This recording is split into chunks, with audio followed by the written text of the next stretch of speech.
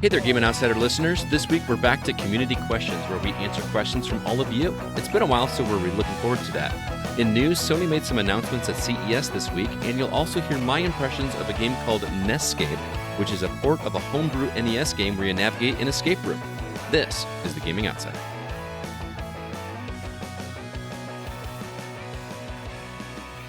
Greetings, programs, and welcome to the Gaming Outsider, a video game podcast with a focus on our incredible community, which can be found at thegamingoutsider.com.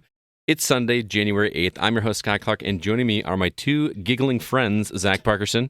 Privyet! And Alyssa White. How you doing? I'm okay. The giggling is Zach's fault. That's right, yeah. Oh, Yeah. He whispered something to me, and it made me laugh. Yeah, you're welcome. It's quite easy to make Alyssa laugh. If this is your first time coming to the Gaming Outsider, we are so glad you're here. We hope that you enjoy the website and the podcast and the community. We are really excited to be here. I know this is, our second episode of the new year, but the first one was that pesky Game of the Year episode. So this is our our that first, one we hate so much. Oh, man, it was so much fun. Who would have known? We do love it. Vampire Survivors took the whole thing. I was genuinely surprised. 1 point. That's cool. 1 point. Yeah. Quite the episode. If you missed it last week, we had Grant Henry on, and he talked about he actually did some math and put together all that. It was a lot of fun. But let's jump into the games that we've been catching up on. I know we're going to talk about new games later on. Zach, can you tell us what you've been playing since last time we got together? Well, I played a little bit more of Evil West. That game is fun. It is, I don't know, it's so not optimized for the console I'm playing on, because I'm playing on base Xbox One, as I told you. Right. That it's kind of frustrating, but I am having fun with it. It is the kind of game I wish we had more of. So you feel just like that, like I do then? Yeah, it's so nice. Like, I'm probably only 4 or 5 hours into it, right? But it's nice to feel like, I'm probably, like, it feels like I'm halfway through this thing. Mm-hmm. It's just cool. And it's, I don't know, it's nice to just be able to go forward in a game. Yeah. I know it's such a weird thing to say, but it's nice to not have to, it's nice to just play the game and not have to worry about, oh man, I don't want to leave this area yet, because what if I forget X and Y, and I need it for Z later, stuff like that. Well, I still find myself going off the beaten path just to try to find like the collectibles, because some of it actually is helpful.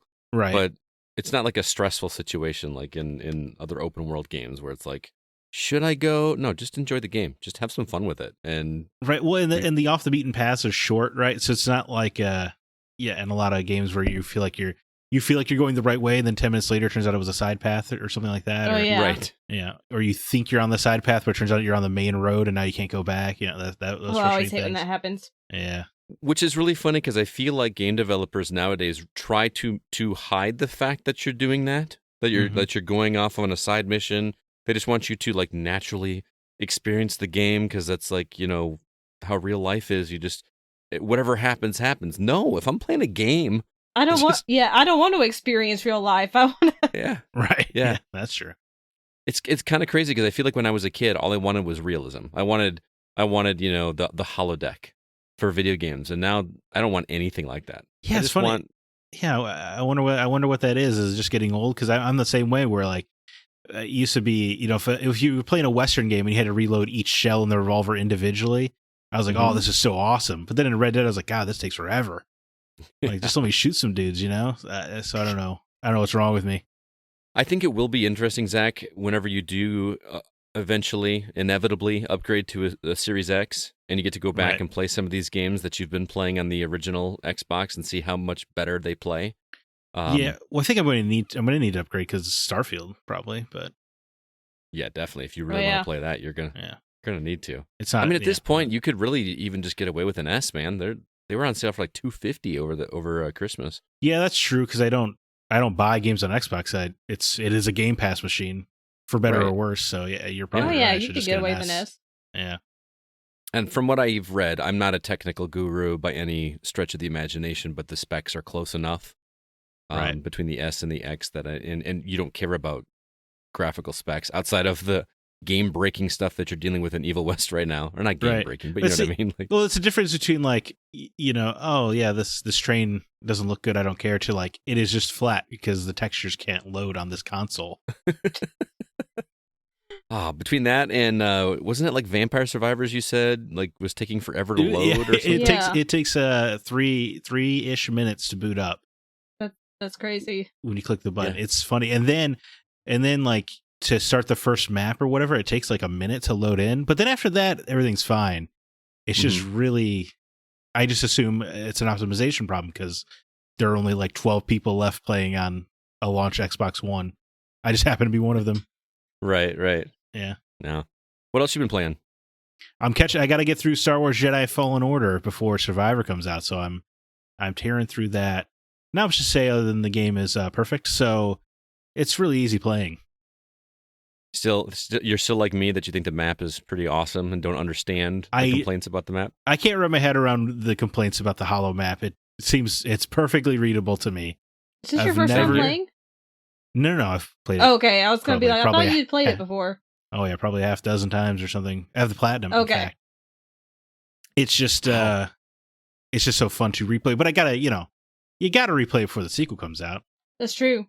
Especially because, or in my case, you got to watch a YouTube recap video before the new game comes out, because that's what I'll be doing. Well, I just want to spend time with the crew before they're all separated in the sequel. Right. Yeah. I don't think I've ever done that, Zach. Like, you've platinumed the game. Correct. I don't think I've ever platinumed or gotten all the achievement points in the game and gone back and still replayed it. I think that's a negative mark on my character, maybe, because I just feel like I'm not accomplishing anything, which is such a weird mentality to have. No, I mean, I understand it from the gamer perspective. I think I'm more viewing it from like an English class, revisiting the text or whatever. Yeah, we read a book for the second time. Yeah, you get a completely different experience the second time. Right. Sort of thing. So I don't know. I guess I feel a little bit. It's definitely diminishing returns when you do it for the fifth or sixth time, but there is definitely something about replaying that game, for the first time where you're like, oh man, I didn't see how all these things were woven together, or I didn't even pick up on this because I was too busy focusing on that. Like the first time you rewatch The Sixth Sense, after that huge reveal at the end. Perfect example, absolutely. Mm-hmm. I hate that reveal, as though it hasn't been spoiled by every corner of the world. Well, yeah, but I managed. I didn't watch a single horror movie until I was 16, so I was very late to the game, and it was never spoiled to me. So. That's impressive. Yeah, I mean that's just like a meme, like right. It's in the Lonely Island song. They're right. Hit single that I don't even think I could say the name of on this podcast. What is the release date of the Survivor? March 17th. I was thinking it was March something. So you got a little bit of time. Are you playing it on the hard level of difficulty, I assume? Yeah, of course. That's how I played it the first time, because I'm obviously an expert. So I dropped it to easy because I'm a wuss. It is the first time I've played a game that I played on PS4 and then played on PS5 where I can notice the difference. Like, it is a markedly better looking game on PS5. Not that I super care about that, but it is just very obvious. And it like loads better, because I don't know if you remember Fallen Order, sometimes you'd be moving too fast and like the game would kind of catch up a little bit. Yeah, I know what you mean. Yeah, that does not happen on PS5, so it makes it a much smoother experience. Interesting. Yeah. Well, enjoy that. How far into it are you? I'm just getting to Kashyyyk, about to climb that giant ATST. I'll add it, yeah. ATST is the chicken walker, right? Yeah. Correct. Yeah. Okay. Nice. Yeah, I will. I as much as I'd say I will go back and replay it, I won't. I will watch a recap though, just because I want to see the story. But it's been, I played it at launch. Mm-hmm. I don't know what it is when I play a game at launch and just blast through it, like I did with Fallen Order.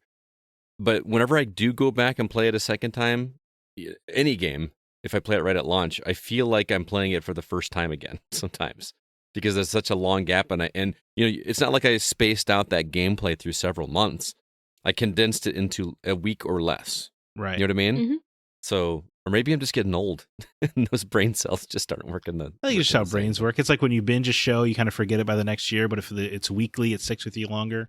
Right. Yeah. That was why I did not to talk about something that's not video game related, but back when I was watching Game of Thrones, I would go back and rewatch last week's episode before watching next week's episode. Mm-hmm. And then every time a new season came in, I would actually start the entire series over in time for the new series. Yeah. Like I've watched that first season of Game of Thrones probably about, 10 10 times now or something like that, just because of how many times I've repeated the viewings. See, that's impressive work. I love that show. I know, it just never gets old to me. And I mean, I think I've probably seen the pilot 10 times from like introducing it to people. Mm-hmm. Yeah, but back, I guess it was back before it was, you know, a weekly worldwide event. Mm-hmm. You know, but yeah, that was a show I actually got together with friends every Sunday night, and we would we'd organize like meals, like we'd rotate. One person would make food for everybody, and we'd watch the show for an hour and then go home. I feel like during seasons like 6 through 8, I finally knew what it was to be a football fan, because I was like, everybody's talking about it. Yeah.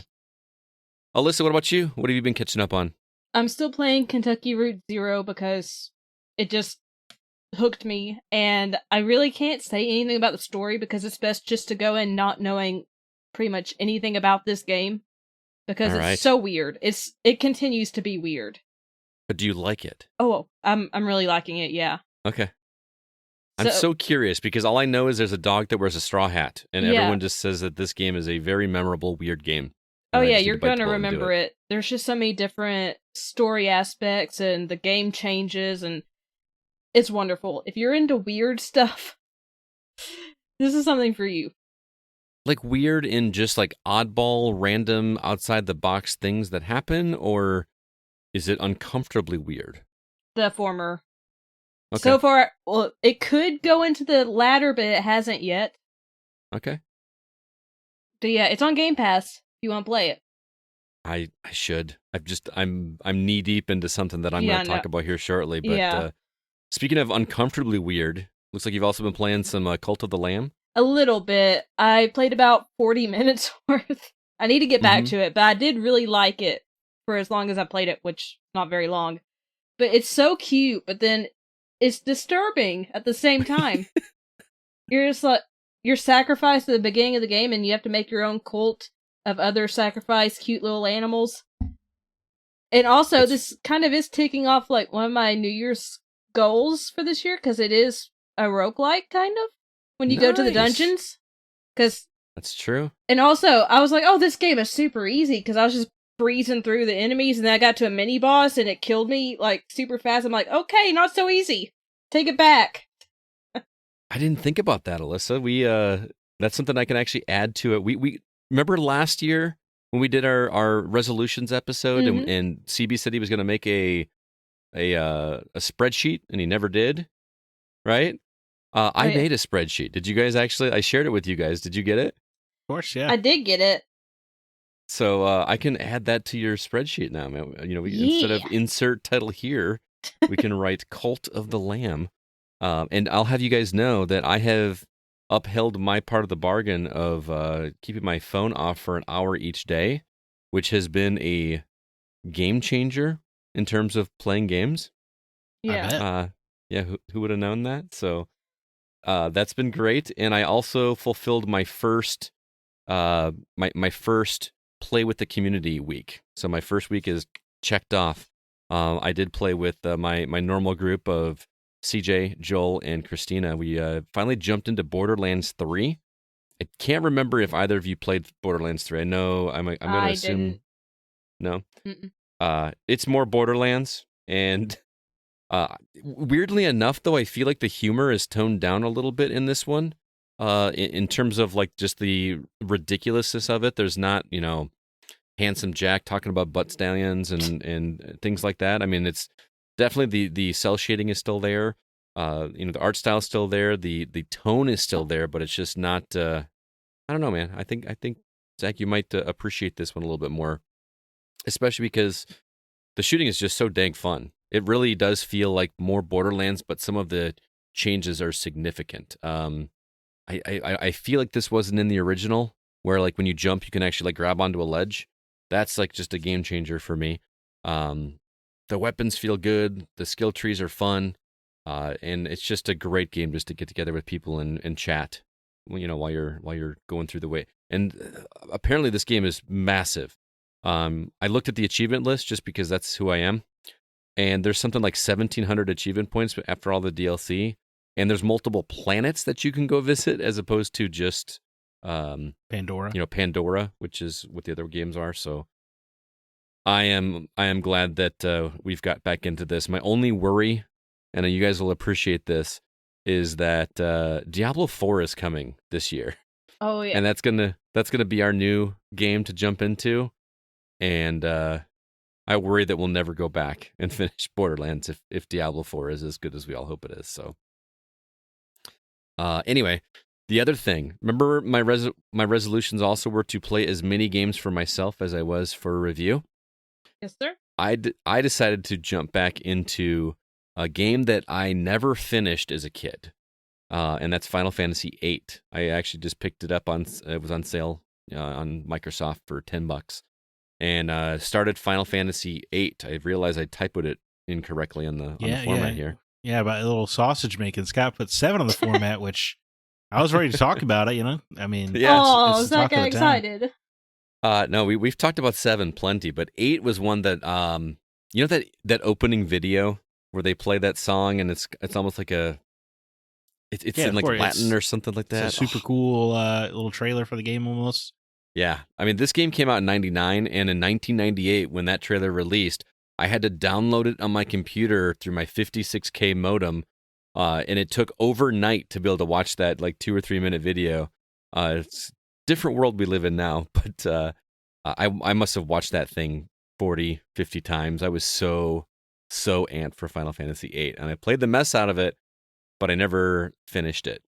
And I've decided to cheese the game a little bit because I really want to just go through and enjoy the story, but I don't want to turn off random encounters, which is an option you can do on this version of Final Fantasy VIII.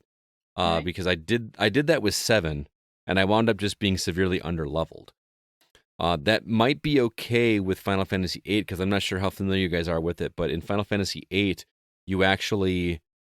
if you actually don't want to fight enemies, because if you do and level up, the enemies actually level up alongside you. Right. So it's kind of counterintuitive to level up, but there's a way to increase your power by drawing magic from creatures and then attaching it, or what do they call it, junctioning it to your different abilities that makes you really strong. So I've been spending about 6 hours playing that triple triad game that is buried in Final Fantasy VIII. Dude, I love that. Zach? Yeah, I love that game, of course.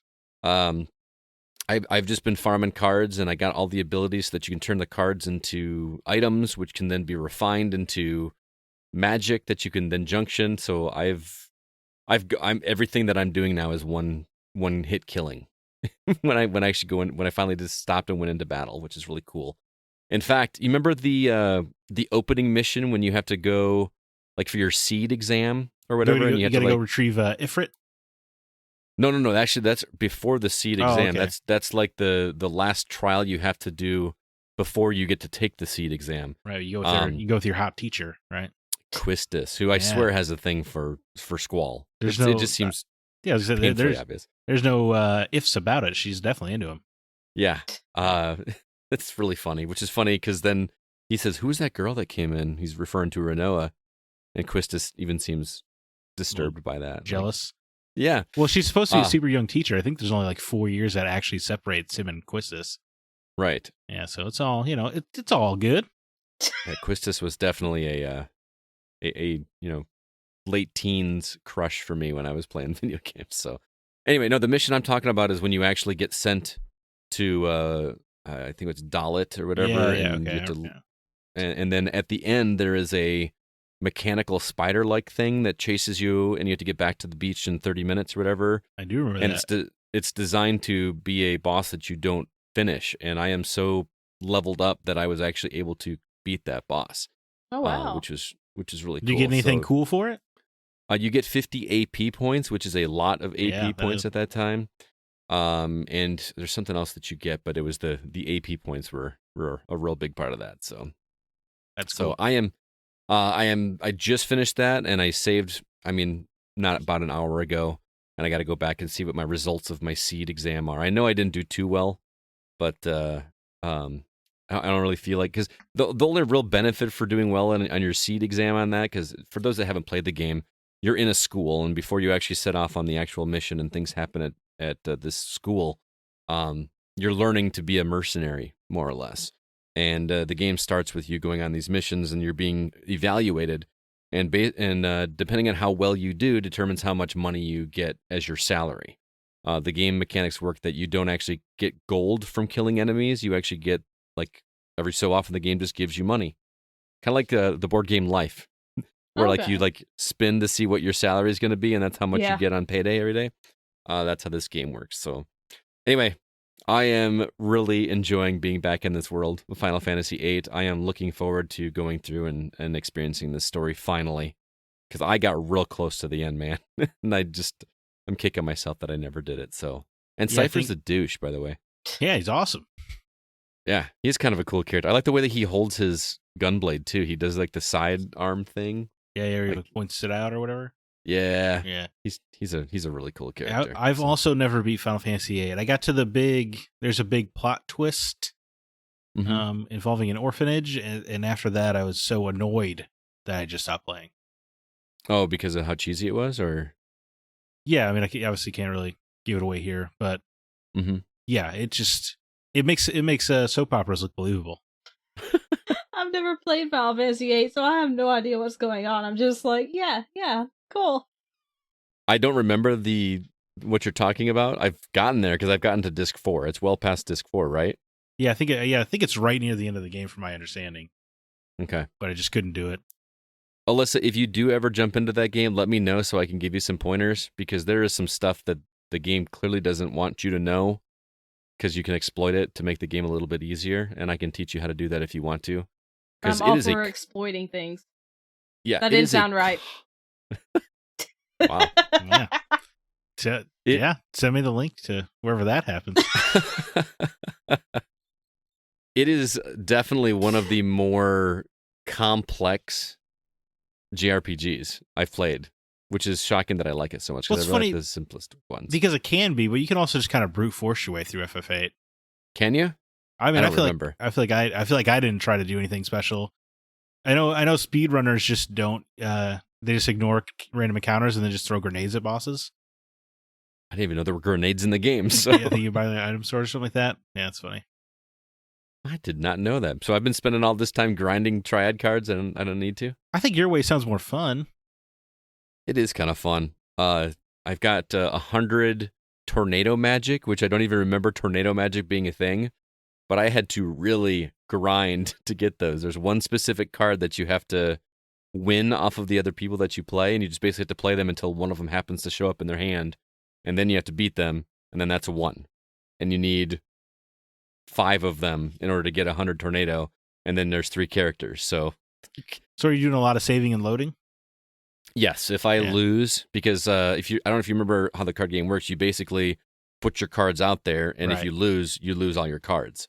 So I'm playing with all of my highest level cards, and there's a trick too where you can switch it so that you basically play. If you win, they get to keep one of your cards, or they get to keep all of your cards, and you have to kind of jump through a couple hoops to make it so that it's all. So that when you win, you just get all 5 of their cards instead of just one of your choosing, which is nice. But yeah, I basically, once I get a really good card, I go quick save, come back and run again. And if I lose, I just reload my save, because I'm not going to lose my Quistis card. I worked too hard for that thing. You know what I'm saying? Yeah, you need that all yourself. I feel like I'm going to be talking about Final Fantasy VIII for the foreseeable future. Maybe not as long, because I imagine people are probably annoyed that I've talked about it this long. A 20-year-old game. Is that game 20 years old? Yeah, 99. Well, I think you got to give people more credit. I think they want to hear you talk about playing games, no matter what they are. It's so much fun, and the music is very memorable. I'm playing the remastered version, so Cloud's face doesn't look like a pixelated mess. I remember that meme, like, you're the best looking guy here. Oh yeah, Squall's face. Squall's face is just like,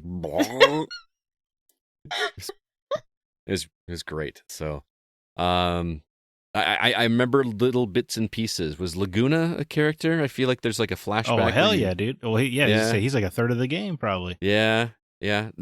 Remind me, how does that work in terms of leveling up? Like, all the leveling up I'm going to do, is that going to be completely worthless when I get there, or do those characters match? Oh, I don't remember. I feel like they're just like at set levels or something.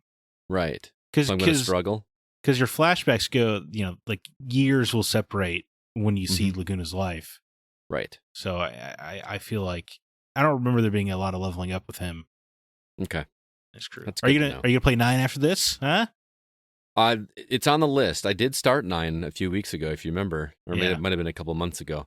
But like I said, I've I'm on a JRPG kick because I'm also playing Grandia 2. I've got to finish that. Final Fantasy 9.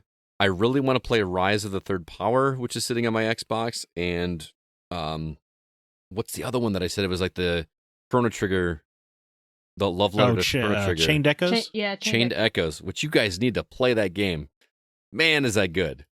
And Zach, you would like that one. The characters are really, really cool in that game. All right, And okay. and it's not like a difficult JRPG. So yeah, I'm juggling like 4 or 5 different JRPGs right now. I'm gonna have to finish one at some point. So I really need to get back to Grandia 2 because I got to do that for our Patreon episode.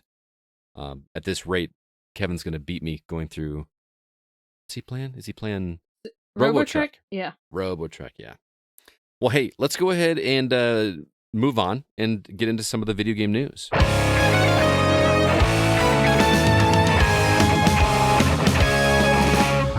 All right, we got a trailer I wanted to talk about. First off, the game is called Witchfire. It is coming to early access via the Epic Game Store early 2023. If you have not, look up the trailer for Witchfire. It looks really, really cool. Also in news this week, Sony made a few game-related announcements at CES, and The Last of Us HBO series creators announced a key change for the show, which is releasing this Sunday. And Wizards of the Coast made some huge changes that affected D&D games that were currently in development. Zach, where would you like to begin talking this week, man? Oh, let's check in with old Jim Ryan, huh? All right.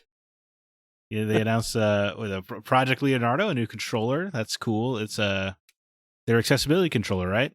Yeah. It is. So it's like Microsoft's adaptive controller. Able Gamers is involved with this one. I assume. Yeah, that makes sense. Coming to the PS5, no release date or price yet, but I think that's great. That's good. It is. I agree. It's weird. It's weird seeing PlayStation do something that seems positive. I don't understand how that controller works. It is a very odd shaped controller. Like it's like an octagon. It probably makes more sense to the people that need it than it does to us. True. Possibly. I mean, the thing about the adaptive controller, from what I know about that, is that you can plug literally anything into it, even like homebrew peripherals that are, there was a girl in my class that had a condition where her arms kind of grew backwards, but she had a joystick that she was able to control her chair with. Like she could move, she could drive her chair. So I could literally plug in the adaptive controller into that, and she could control a game with that if I wanted to. That's awesome. That is really cool. Or people that like use like a breathing tube to move their chair or communicate or move objects, whatever, that can become a button. I mean, you can, like, any kind of device can be plugged into that. And I have to assume that the same thing would be going on here. But again, they didn't give very many details. So, right. Well, it's also PlayStation, so I'm sure it'll cost like $700 or something like that. It won't cost that much. Wasn't the Microsoft one like $100? I feel like if they don't do this for $100, yeah, 100 or 150 or 80, I think it was even $80 maybe. Maybe I'm wrong. Yeah, but that's if good. Able Gamers is involved, I would imagine that the price point would be very comparable. I mean, it needs to be I'm sorry. I didn't mean to pick on the little guy known as PlayStation. I'm sorry. No, I get it. But then also they showed off the Gran Turismo movie in a very weird sort of way. But we got to see, oh boy, was it Archie Madekwe? I don't know how you say that name. Orlando Bloom, David Harbour. I don't know who this Archie fella is. I didn't either, and I felt bad because the article that I read about it made it just sound like I should. Like we got to talk to Star Archie. I've never heard of this actor before. Me either. Yeah, maybe we're all old. Maybe that's what it is. Maybe it's like Maybe it's like everybody seemed to know who Jenna Ortega was for that Wednesday show, and I guess she was on Disney and stuff. I was like, I don't know who this human being is. She is irrelevant. I saw her on something that was definitely not Disney. Yeah. Was it X? Yes, it was X. That movie I saw her in several different movies. So that movie was good. Anyway, it looks like a movie. That's good, I guess. Apparently, it is based on a true story. I think Orlando Bloom in the trailer was quoted to say something to the effect of that this movie was definitely made for cinema, and what he meant by that was for seeing in the theater. Is right. I mean, not for that. That's what every movie trailer does now, though. Because they want you back in the theaters. You like that Gerard Butler Plane movie? Like, it only can be experienced in a cinema. Like, I'm pretty sure that's a straight-to-DVD movie if I've ever seen one. No, I just think that what they're doing with the camera work, and following behind or in front of some of these vehicles and just some of the dynamic camera angles that they're going to be doing, and the IMAX sound and stuff.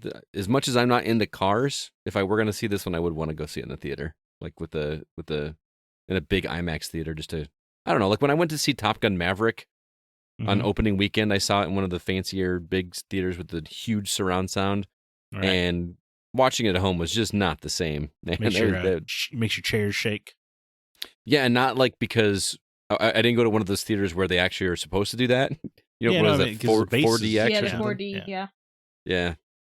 Never done that. I've always wanted to. It seems dumb. Is it?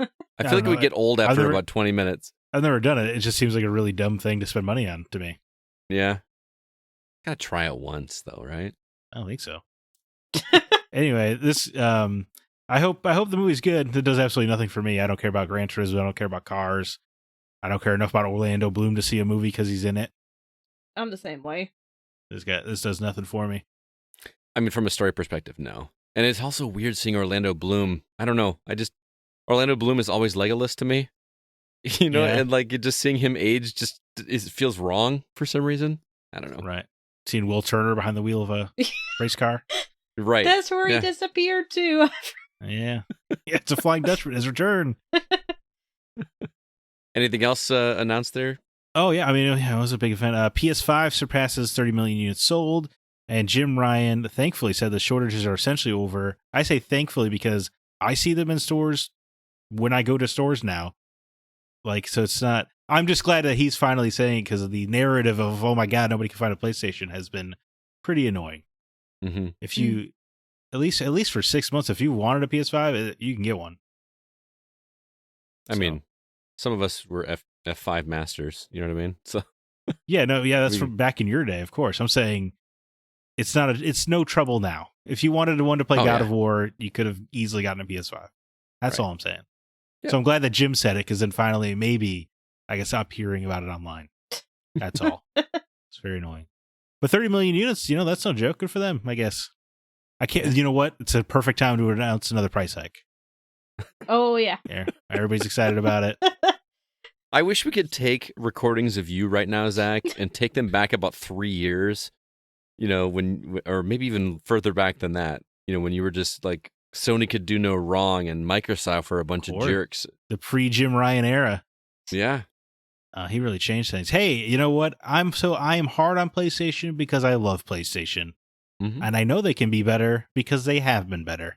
Hey, I was hard on Microsoft back for the exact same reasons back in the Matric days. It's whatever this company is right now is not PlayStation. Not that I've known it. I agree. Well, according to CB, he's going to be leaving Sony and going over to Microsoft, remember? Right, yes. His predictions for 2023. Or hopefully Pizza Hut.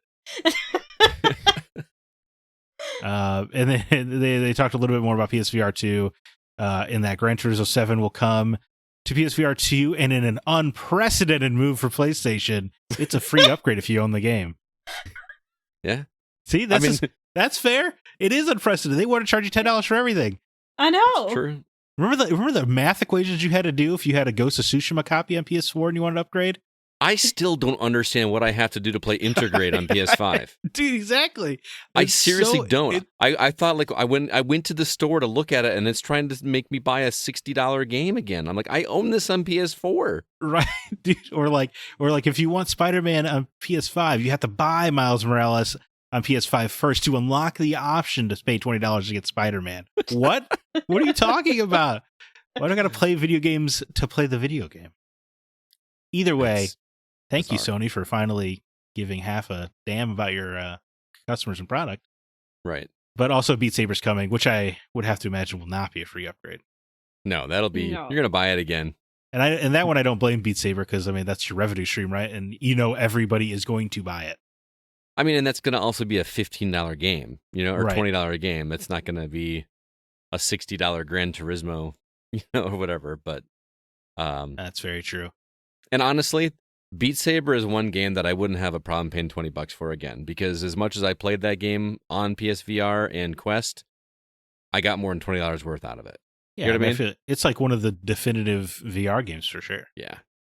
So I'm not too angry about that one, but yeah, I was hoping for a little bit more information from the CES thing, although CES is not necessarily centered on video games. It's all about consumer electronics, right? So it's, Right. they talked a lot about TVs and Or refrigerators hardware. with cameras in them.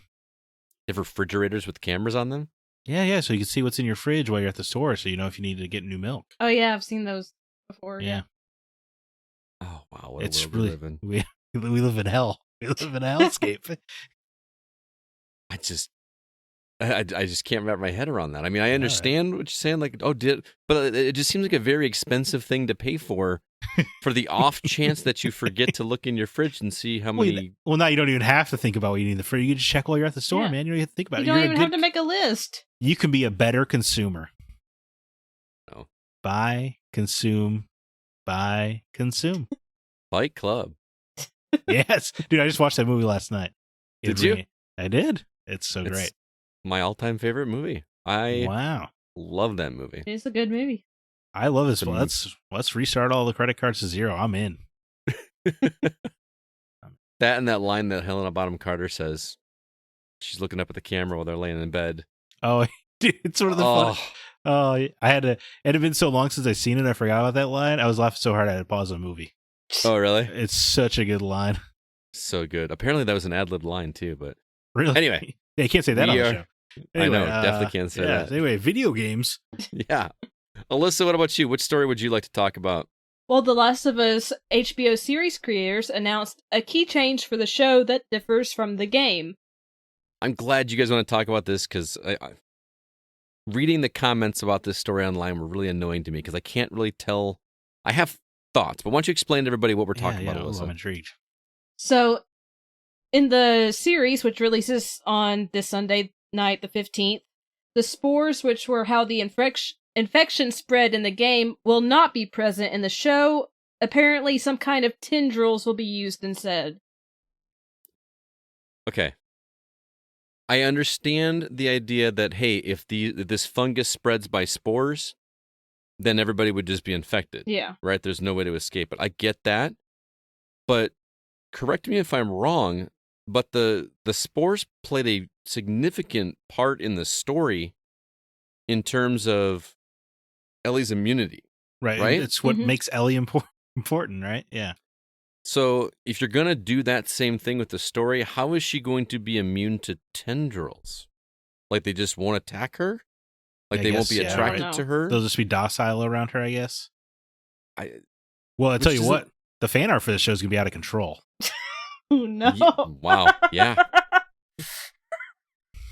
I said tendrils, not tentacles. They're the Same same family. thing. Yeah. What this show is going places this week, let me tell you. So new year, new energy. Yeah, apparently. Do you want to like read his quote? Like, so I don't care that I understand adaptations change things, right? Mhm. Yeah. And that's just part of it. Unless it's outrageously egregious, like Miss Marvel, where if you're a fan of the comic, it just becomes unwatchable. It's so different. Mhm. But in some instances, I understand you got to change things. But his reason, I don't understand at all. Okay. It was Craig Mazin. He's one of the series co-creators. He said, if we put spores in the air, it would be pretty clear that they would spread around everywhere and everybody would have to wear a mask all the time. And probably everybody would be completely infected by that point. We kind of agree with that. We get it. I disagree, but because they cover that in the game, right? It has to do with the density of the spores. Right. Yeah. Mhm. That's what I thought too. And Neil Druckmann's part of this, so he What- can... Yeah, it also feels like you just slapped Neil Druckmann in the face when you said that sentence, no? You're like, Yeah. hey, yeah, the reason everything's infected your game is really, really dumb. So we have to change that. That's the thing is, like, when you read these stories about it, it feels like everybody's saying, well, that works great for a game, but what? like you're just some higher level of medium? Like, why can't things be Right. I don't know. Yeah. But Yeah, so he went on to say, so we challenged ourselves to come up with an interesting new way for the fungus to spread, but mostly I think we just connect with the soul and spirit of the game. He, as a creator of the game, and me, as a fan of the game, we were caretakers on behalf of all the fans, but also on behalf of all the people who haven't played the game and who need a television experience that is holistic and connected to itself and doesn't feel like you need to play the game to understand. This feels, and with some of the stuff they said like last week where they're like, yeah, video games, they're just about power-ups until like The Last of Us came along and changed things. Like it just feels like they're embarrassed about the video game. Yeah. Which is what weird. it is. Why are you adapting it? Obviously, it is powerful enough that you feel the need to make the most expensive television show in history. Because there is a stigma behind video games that I guarantee you there is a subset of people that will refuse to watch this show simply because it was a video game first. Right, but you're not going to win those people over with these comments. Yeah. Right. I don't see how changing the spores to tendrils is going to win those people over. Well, some people are arguing that, well, if they have to wear masks, then you're not going to see the actors' faces. And all I'm thinking is Pedro Pascal spent an entire series not showing his face, but for like 3 minutes. One of those popular shows in streaming history has a main character's got no face. Right. Yeah. Right. So it's okay for him to have a mask once in a while. He's used to not having his face shown. Right. Yeah. He should love it. Yeah. That's the only argument that I can kind of understand is like, well, don't you want to see the characters' faces? But yeah, but they only need to put on the gas masks for certain scenes. And honestly, it heightens the tension because if their glass gets cracked at all, they're almost as good as dead. I mean, This is also coming from the people that made Chernobyl, the series. I was just going to say that. So it's literally the same director. So, and it feels a little like we're making a mountain out of a molehill or something like that. But it's one frustration after another because as we get more and more video game adaptations and we get just these people who are making these shows like the Halo guy who's like, yeah, we refuse to look at the video games. Like, why do you make this then? Mm-hmm. My thing, and again, this doesn't bother me that much. Like, you don't do the sports. It's not like I'm like, well, screw this. I'm not watching the show. I'm not. I'm not like that at all. I'm with you. But there are people like that. If you read the comments, and I know they're full of crap. Right. They're all going to watch it. They're all going to watch it. Yeah, 100%. But the thing that bothers me is, and I'm not saying that I want that for The Last of Us, but can we just have one adaptation, just one, that is exactly what the game was, just to prove me wrong, just to try to prove me wrong. Because with how many people play video games and how many people love that series and just want to see the exact same story told in a live action format so they can go to their friends and say, hey, watch this. This is what the kind of story I'm playing in a video game. Because with all these changes that they're doing in The Last of Us, that they're going to be like, well, it's a little bit different and, like book people. The book was better. You know what I mean? You're going to have now, the game was better. Like, you will, yeah. Well, it's any, whatever medium the property originated in, it will always be better there because it was made for there. Right. That just makes sense. But I just want one. I want one show or movie where the person making it is not embarrassed that they're making a video game property. Because even the Sonic movie changes things fundamentally. And this friggin' Blue Hedgehog, Yeah. I did watch that second one, by the way. That was definitely more I still need to watch kids. that one. Oh, I loved it. I thought it was great. Was it because of Idris Elba? Idris Elba was great. Yeah. He's definitely great. Yeah. But yeah, I'm with you. I just want one. Just give me one true adaptation. I mean, the closest maybe is Warcraft. And I haven't even seen that, but again, I didn't. Either. I didn't play Warcraft, so I don't have any connection to that. Yeah. But I don't know. We've had some close adaptations. I really like the Tomb Raider movie. I did. I really like Silent Hill. I thought Assassin's Creed was a hot mess. I don't know what they were thinking there because there could have been so much potential for Assassin's Creed as a series instead of just a one-off movie. But the choices they made caused it to be a flop because it was ridiculous. It was just so dumb. I don't know. I mean, even in Hollywood made a shot-for-shot remake of Psycho. Right. Just to try it. Now, granted, that didn't do so well. Everybody complained about that. But guess what? They tried it. Can we try one that is just like a shot-for-shot remake of a game? Just to appease fans and then see how the audience goes for it? instead of just always going for, well, we got to make the TV and movie audience happy first.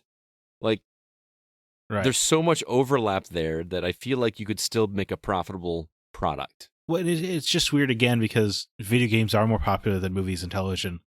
So it's weird that you... Well, they make more money. Right. Therefore more popular in terms of what matters, right? To these people. I mean, to devil's advocate, price is a thing, right? You know, movies and TV shows don't cost as much to make or to purchase as video games do. Right. So shouldn't they make more money because it's more accessible? You'd think, yeah. Yeah. I'm just saying it is the most popular medium. And so it's just weird that they don't treat it like it is, I guess. Because there's a small subset of people that are still afraid of it or still think it's dumb or think that it's for children or think that it's rotting our brains. You know, binge watch 12 episodes of a television series in one weekend, no problem. You play a video game for 10 hours straight on a Saturday, it's a problem. Right. So, yeah. I'll get off my soapbox now. No, I mean, it's, I wasn't expecting us to talk this much about it, but, you know, it's just frustrating because we care about these frustrating. Things, you know? I mean, what other ones do we have on the horizon? We've got the Borderlands movie. Right. We've got Twisted Metal. Twisted Metal is still happening? It's filmed. It's done. Yeah. Oh, is it? They're doing the visual effects right now. Okay. I'm excited about that. I need to Well, see now the that trailer. one is not like the game, but it doesn't. But it let you know that from the beginning. Like it's a different story, right? It's a post-apocalyptic mailman story. What? Guess don't. Anthony Mackie, he's like a delivery driver in a post-apocalyptic kind of wasteland. So he like gets supplies to different settlements and stuff. Uh-huh. And along the way, he gets attacked by Sweet Tooth and Baby Doll and stuff like that. Oh, so there's no tournament. There's no like. It is not the Twisted Metal tournament. Oh, that's a bummer. That would be a hard movie to make, though. See that felt like a smart adaptation to me because you're not even trying to do the game. You're trying to take the idea of the game and translate it to a different, medium. Who was Baby Doll? I don't remember Baby Doll. She was in Twisted Metal Black, or she was certainly in Twisted Metal 2013 or 2012. I don't remember or whatever. Baby Doll. Yeah, I do. Her name is Baby Doll. Yeah, look it up. What else? We got the Mario movie. We've got the Metal Gear Solid movie. Sonic the Hedgehog 3, December 24th, 2024. Yeah, that was the inevitable. Bioshock movie on Netflix. Bioshock on Netflix. Yeah, we'll see if that happens. Oh, Fallout. Oh yeah, the Fallout and right. the God of War series. Walton Goggins and Gears. Did they say there was going to be a Gears show? Oh, the show or movie? Can't remember. I thought movie. Dave Bautista or bust, I say. Yeah, at this point, why not?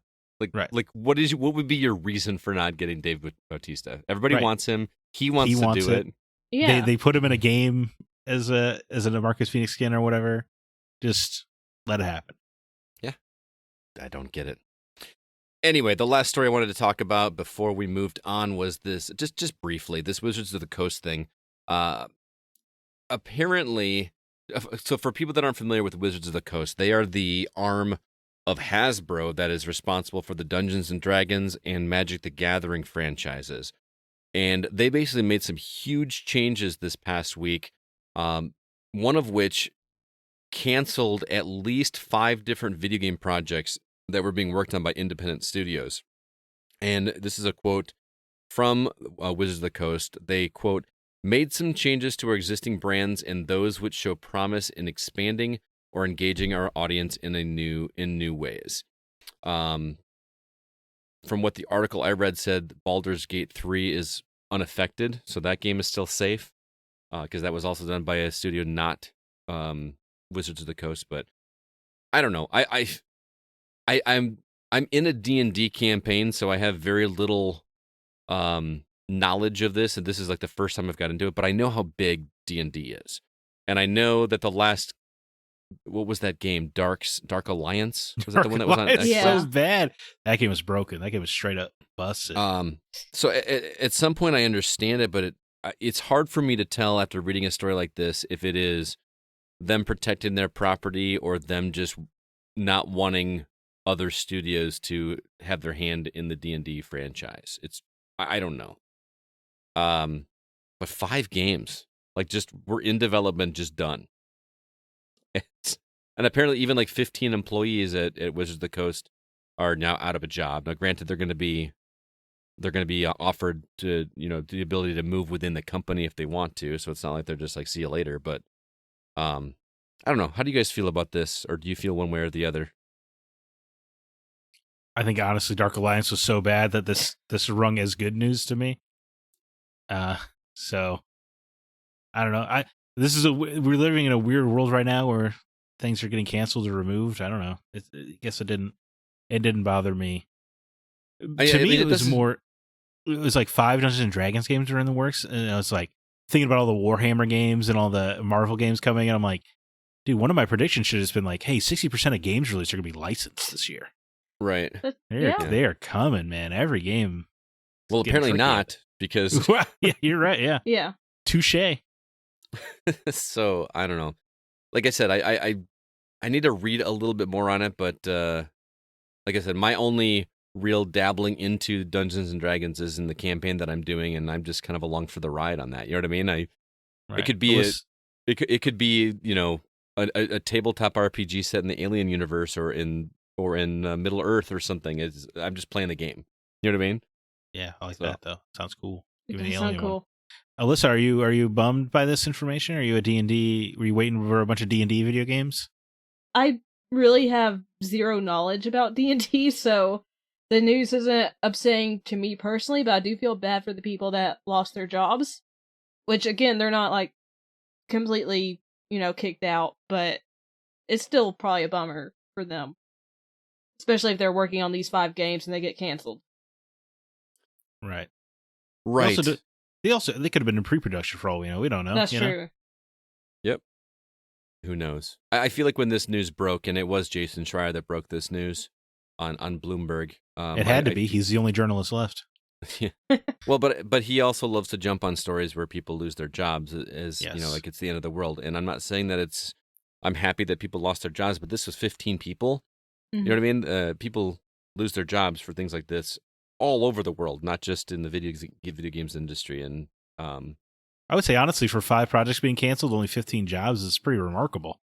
Well, no, the 15 jobs were within Wizards of the Coast themselves. These other 5 projects were being done by completely different independent studios. So, I don't know what happened to those people. I don't know what developers they were. Probably scrambling for a new contract, I think. Yeah, something like that. So, anyway, kind of a bummer of a news. Doesn't affect me a whole ton, but I know a lot of people love that Dungeons and Dragons universe out there. So, I mean, like you said, Dark Alliance was not very well received, and we all had high hopes for that too. But so maybe that was a bigger factor than anything, was the lack of success with that game. But hey, Baldur's Gate 3 coming this year.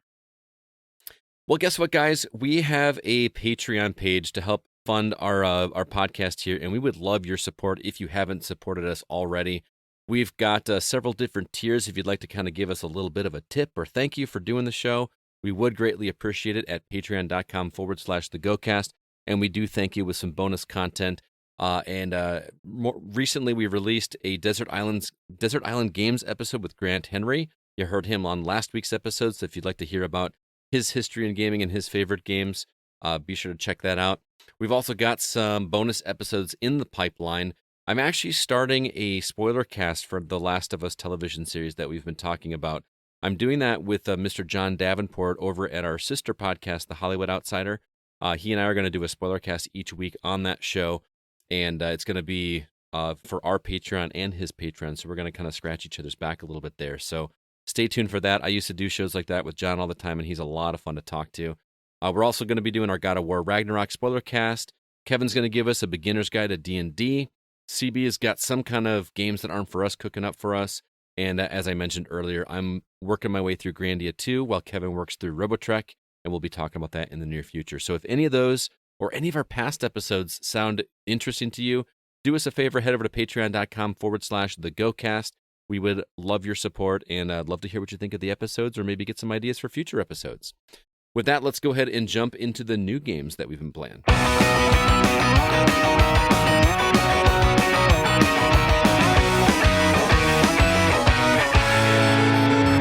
right, Zach. I feel like I haven't had you do this in a while. I'm excited. Alyssa was taking over I your job stole there. it twice.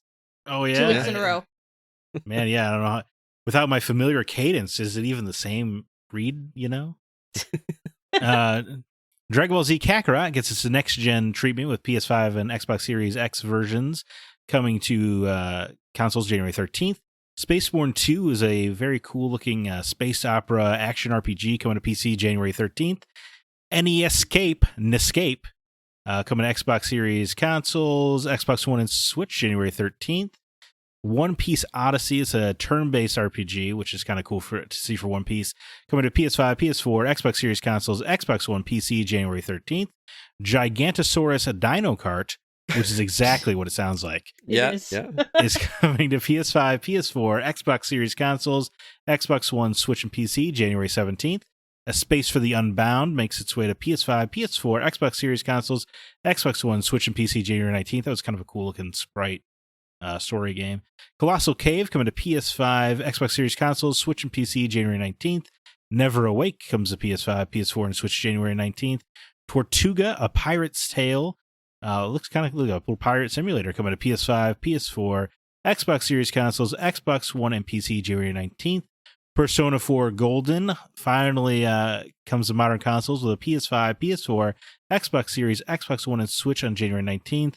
As well as Persona 3 Portable, making its way to PS5, PS4, Xbox Series consoles, Xbox One, Switch, and PC January 19th. Both of Persona games are kind of noticeable in that they're on Game Pass, which is kind of shocking for a JRPG release. But what game are you excited about from this list, Alyssa? Well, I'm definitely excited for A Space for the Unbound. Can't talk much about it, though. Okay. I've never gotten the chance to play Persona 3 or 4, and I know the Persona 3 port is not the best, if I remember you telling me that correctly, Zach. Right, yeah, I was going to issue a PSA. Persona 3 is one of my favorite RPGs ever. It's definitely my favorite Persona game. It's tough. I don't want anybody's first time with Persona 3 to be this version of the game. It's nice that you can be a female character for the only time in the franchise, really. But it strips out all the cutscenes and makes some visual novels cutscenes instead, and you can't actually explore the town. You just choose, because Persona you have to talk to each character, find characters and talk to them each day and stuff. Mm-hmm. You don't do that in Persona 3 Portable. You just pick them out of a list basically on how to spend your day. So you can't actually explore the town like you can in the other ones. It's like fun if you've played Persona 3 to replay it as a girl, but this is not the way I want anybody to play Persona 3. It's kind of a bummer that this is the version they chose. Well, I want to play Persona 3, but now I'm like, I don't know, should I find it somewhere else? But Persona 4, though, the Golden Edition, it's also going to be on Game Pass. I do want to play that one. Right, yeah, I guess if you have Game Pass, you may as well check out Persona 3, and I get, you play a girl. True. I don't know if I assume that's maybe exciting for you. I do like playing as a female when I get the chance to. Right, and you don't usually with JRPGs. Oh, no. Or at least not ones where you can romance. I feel like with Persona, if I'm going to play a Persona game, I'm going to play Persona 5 because I already have it. Right. And everyone raves about Persona 5, and you don't have to play all the others in the great. past. So the little bit I did play it, it's just, I love the art and the colors and everything. But counterpoint, Persona 3, though, in order to summon your demons to fight for you, have to shoot yourself in the head. I remember that. That's pretty metal. Yeah. Wasn't that like controversial when it first came out? Like there was a whole thing about it? Dude, I'm almost surprised. I was surprised when you could fight the Persona 3 main character in Persona 5 as a downloadable boss. I was surprised it was still in there. Because I would have assumed the modern world would be like, oh my god, you're promoting teen suicide. Yeah. For me, there's not a whole lot on here that intrigues me a ton. I'm actually kind of looking forward to being able to play my own thing this week. But if I were going to pick one, I would probably say Colossal Cave. I don't know if you guys watched the trailer for that one, but it's like a reimagining of the classic game. Is it Roberta Williams? Yeah, Roberta Williams. There we go. Roberta Williams, who was responsible for like the King's Quest games and in the trailer it's and Phantasmagoria. Yeah, it's a little more. I mean, but wasn't she a huge? Didn't she found Sierra? She and her husband. Yes. Or am I thinking of somebody else? Yeah. She made a bunch of those games, right? Mm-hmm. I don't know if she founded it. I don't remember. Yeah, I A don't huge remember name either. in the industry, regardless, especially in the Yeah. point and click community. So, I don't really understand how the gameplay works in that one, but just from a historical standpoint, that game would intrigue me out of all of them. But what's it coming to? It is coming to series, so maybe I could check that one out. But we'll have to wait and see. It'll cut into your Final Fantasy VIII time though, so I don't know if it's worth it in the end. I don't know if it's worth it either, man. I'm really enjoying Final Fantasy VIII right now. Well, as for me, I think I would go with Space to the Unbound, but I too will probably be playing older games. I might check out Persona 3 Portable just to have the warm fuzzies, but again, I'm somewhat confident they will remake that game in the next couple of years. So just wait for that, everybody. All right. All right, Scott. Speaking of old things coming back, well, what's old is new, quite literally, with an NEScape. Mhm. It was a brand new NES game, right? Released on cartridge a couple years ago. Yeah, Recently. for the people that aren't familiar, they're actually still making Nintendo cartridges that will play on your original Nintendo. They're brand new games. They call them homebrew games. And this game was one of those games that's actually getting a console release. It's coming to Xbox and Switch on the 13th, I believe. This game's only $5 and well worth your $5. I will say it is more expensive on Switch. Oh, I did not notice that. What's It's the price on $10 on Switch. Okay. I apologize. I did not look into that. So thank you for the heads up on that, Alyssa. I still think even for $10, this would be worth it. It is a really great. It's an escape room. I mean, at the end of the day, that's what it is. It's an escape room. It reminds me of those old NES games like Deja Vu or Shadowgate. It's one of those games where you're seeing it from the perspective of the main character, and you're just looking into a room, and then you click on things like a point and click adventure. Mhm. But this one allows you to go between 4 different rooms, which are conveniently, colored red, blue, green, yellow, which will be a nightmare for you, Zach, I assume. Oh, yeah. But I mean, you can still recognize the rooms by other features. But the really cool thing about this is, have either of you ever done an escape room, like an actual, like physically go there to do an escape room? I have. I have not, because I don't have friends in real life. Oh, I did it alone. So did you did really? it alone? yeah. Mm-hmm. Did you solve it? Aw. I did with Wow. minutes to spare. Well, it was funny because it was I had like a voucher for free, so I figured I'd go. But yeah, they had messed up one of the puzzle setups, so that was kind of funny because they had to come into the room and fix the puzzle. Because I had the solution, but it wouldn't work because like part of the lock was busted, or they hadn't reset the lock properly. Oh, So they had to come in and fix it and reset my time. But anyway, the point is, yes, I did complete it, which felt cool. I mean, I've only been to one escape room, and it's interesting is that you couldn't solve it with one person. There was the ones that I went to had like someone had to be in another room manipulating something under a camera that somebody else was watching on another computer screen in the next room to be able to see what I don't know. Anyway, so That's cool. Let's do it, Scott. Let's do one for real. You, we should, me, and man. Alyssa.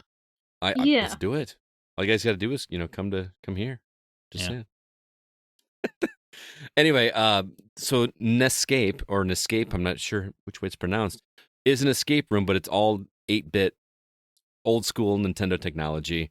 And the thing I really like about this game is that nothing is spoon-fed to you. Even the title screen for this game is a puzzle. Oh, that's fun. Oh, okay. Like now you can skip it. There's a button you can press to skip it, but like in order to hit the start button in the game, you actually have to solve a little puzzle on the front of the screen, which I thought was kind of cool. And then it's just there are some things that are logical, like okay, I've got a Walkman which is going to need batteries, and there's a cassette tape that obviously those things are going to need to be combined together. You know what I mean? But it's all about experimentation, and it's all about doing these logic puzzles in order to find an item that you'll need in another room to do something, or it's all about observing and I don't know. I feel like this would be a perfect game for 2 or 3 people to sit around and try to solve together, to like put your heads together and make this. I mean, to me, that's what makes an escape room fun anyway. I know you said you did it on your own, Zach, Mm-hmm. but when I did it, it was with a group of people, and it was all like throwing ideas and bouncing ideas off of one another to try different things, and it was. See, it was to me, great. it was fun because no one was dumbing me down, man. Well, yeah, I we're not mean, all as smart yeah, as you are, Darth. If I was comrade. as smart as you, Zach, I'd think the same way. So Okay, well, I was just trying to. Don't flip this on me. I was just trying to be facetious. hey, I was complimenting you. I know it feels weird now. All right. I don't know. It's just a really cool little game that I just seriously appreciate. I mean, there's even a spot. There's some dexterity stuff as well. Like there's one part in the game, and again, this is all done on NES hardware. You know what I mean? Right. So I didn't mean to cut you off again. It was just when I watched the trailer, I was just surprised. I'm like, this is a very good looking NES game, yeah, and Yeah. and I know it has to actually run on NES. mm-hmm. It's cool. It looks great. I mean, there's at one point you have to find a marble. Like, what do you do with this marble? Well, you find out. You have to remember from earlier on that you found one of those labyrinth machines. You know those or labyrinth boxes where you have knobs on Oh, either yeah. end to make it like a maze through a marble without it falling in there. So you have to put the marble in that, and then you have to navigate the marble through the maze in order to get to unlock something. It's just cool little stuff like that. It just feels very rewarding when you do it. It's a pretty short game if you know what to do. I mean, it only takes an hour to do, not even an hour. I mean, you're probably not going to get it on your first try unless you're brilliant like Zach. You could probably knock it out. Okay. But there's like 3 chapters. But even like something as simple as turning on the lights isn't explained to you, right? Like in the first chapter, there's obviously a light switch, but when you start the second chapter, the lights are off. So you just have to like find the light switch in the dark, which is just kind of I don't know. It was just a little thing when you've got a timer counting down in the upper right-hand corner and you just want to start the puzzles, but you can't even see anything. It's just a neat little thing that I've never seen in any game, much less an 8-bit Nintendo game. So I love it. I think this is a lot of fun, and I want to watch 2 people that have not played it sit down and because I played it by myself, but I really think that this would be a great group game. Obviously, only one person's going to be playing, but it's great. And the game mechanically works like where you've got a cursor that you move around, that you can interact with objects, or you can combine objects and then use that object in kind of like a point-and-click adventure. Very simple, but complex in a good way. It's going to break your brain and really make you think outside the box, and it's a lot of fun. So, Now, if only there was a way to convert your NES controller to work on your Xbox. That'd be cool. mean, you probably could. I mean, they've got those 8-bit DOE controllers that look like NES controllers.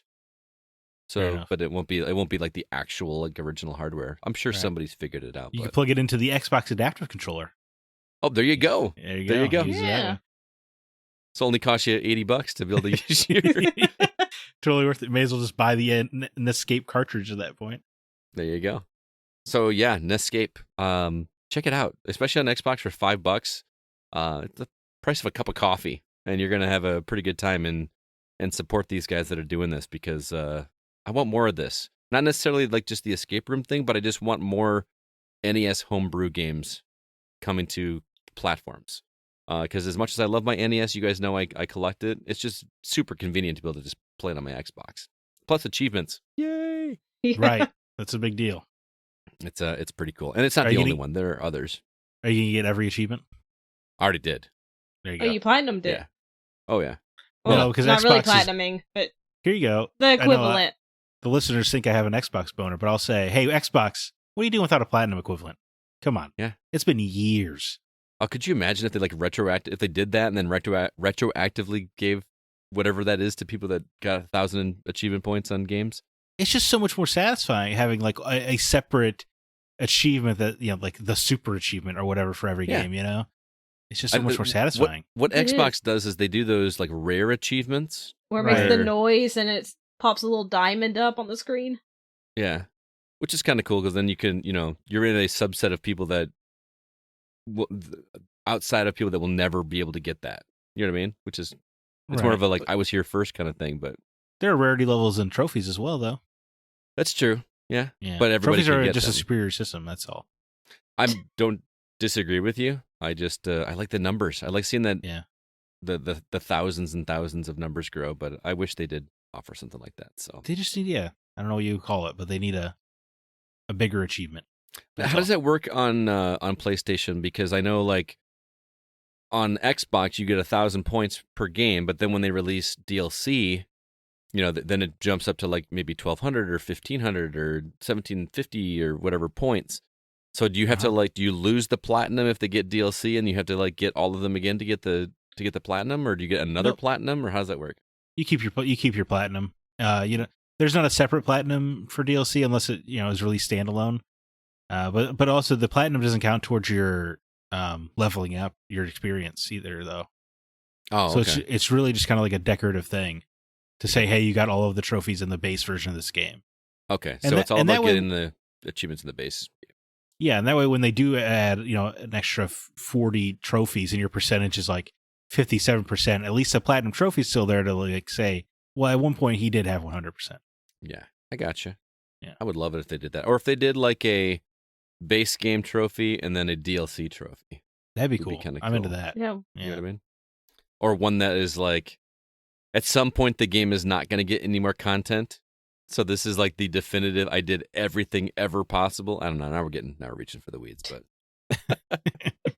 we're off the rails all over. I know. Before we get to the topic, let's talk about some social media. We've got a Facebook page over at facebook.com/groups/the GoCast. We've got a couple new members over there, Mario Vandry and Jeff Schaefer. Welcome to the community, guys. Really glad that you're there. We would love it if more people join the community.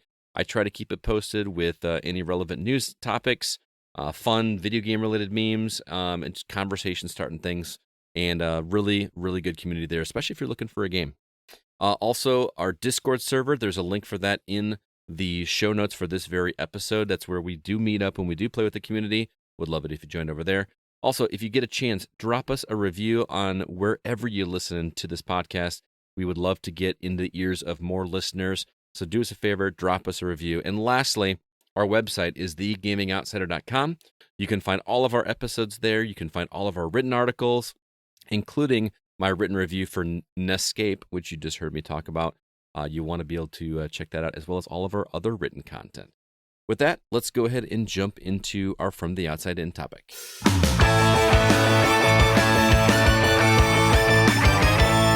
Wait, it seems like it's been forever since we've done community questions, doesn't it, guys? It does. I think we only skipped like 1 month, but it just seems like it's been a really long time.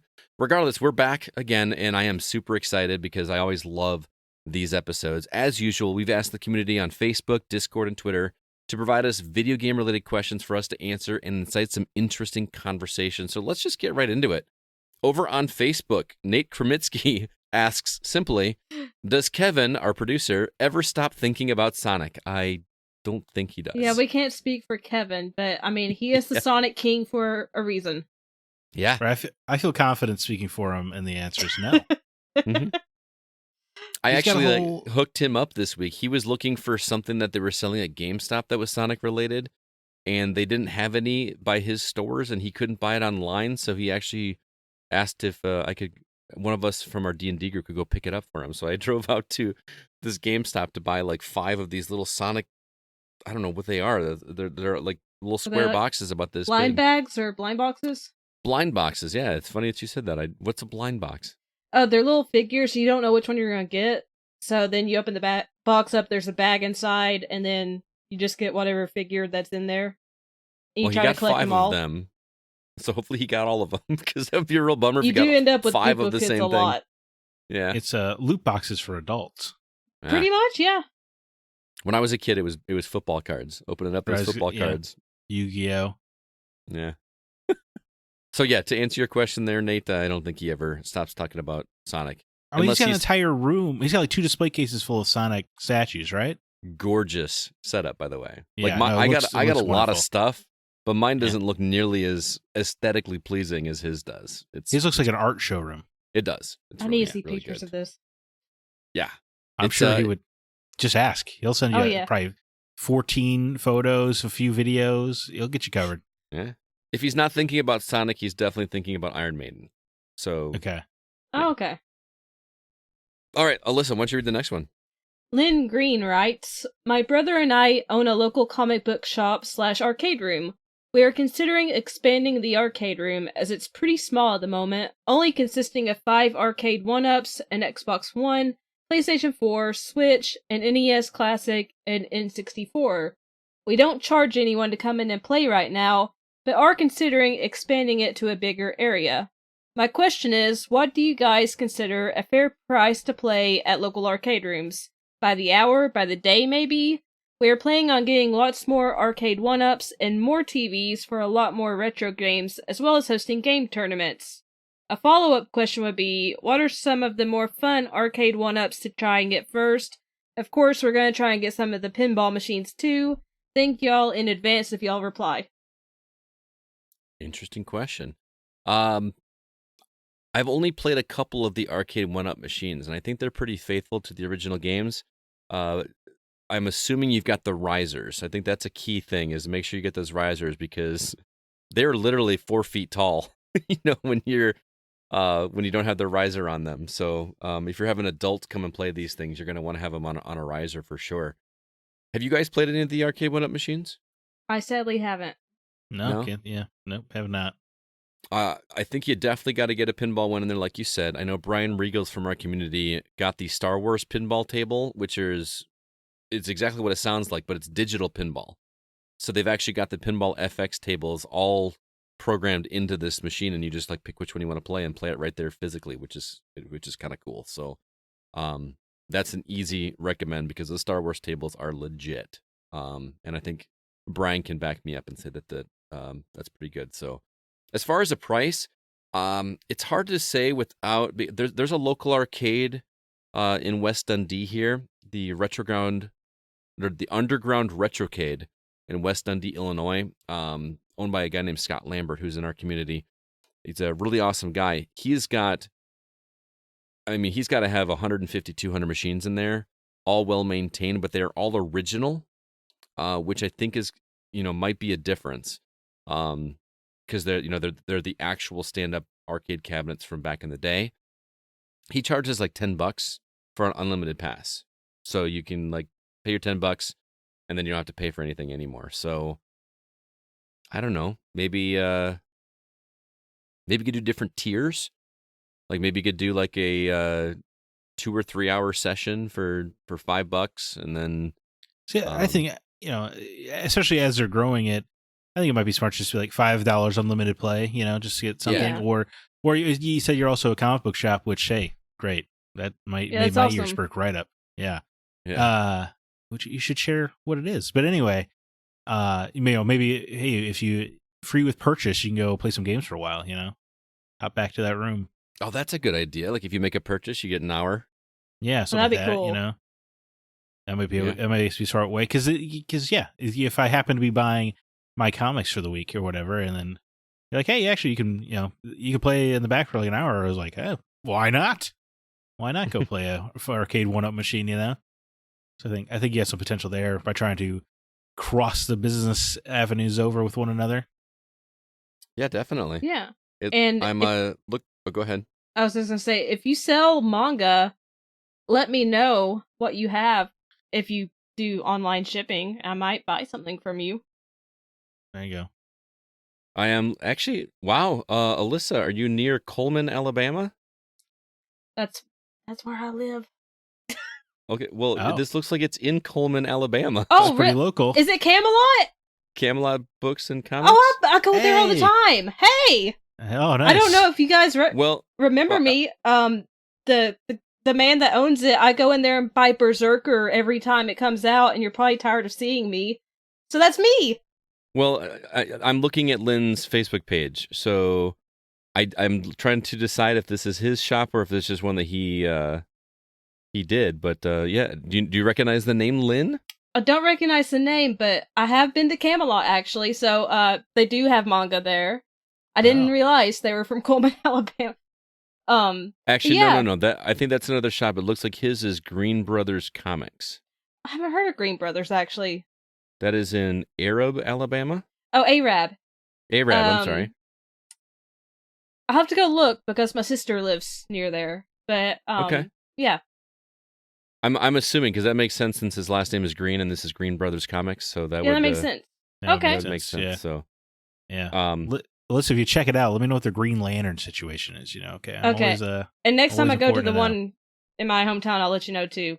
I'll scope it out. Very cool. Well, Lynn, thanks so much. I think I like Zack and Alyssa's ideas. Do $5 for an unlimited day pass, and then but maybe give them an hour if they make a purchase in the store. That'll bring you some business, and I don't know, kill two birds. Right. There you go. Zach, how about you?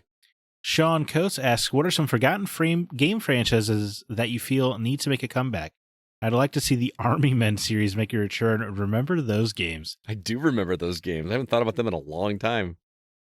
What a great concept those were. Dude, definitely. And a truly forgotten game franchise. Yeah.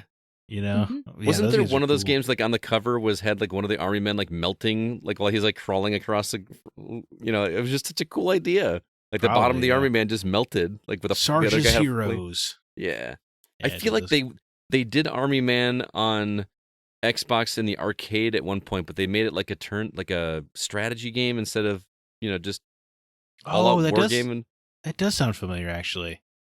And I just remember, like, this isn't what I want from an Army Man game. I just want to go through a kid's bedroom as an Army Man and blow up other Army guys. I don't know. Yeah, definitely. I don't know if the one I've got on my list is a forgotten franchise. It's definitely not but NFL Blitz. Don't get me wrong. Yeah. Madden's great. Give us some Blitz. I just want that arcade football action, Right. But I want real Blitz, not the version of Blitz we would get. I want to crush people's bones after they're knocked out. Right.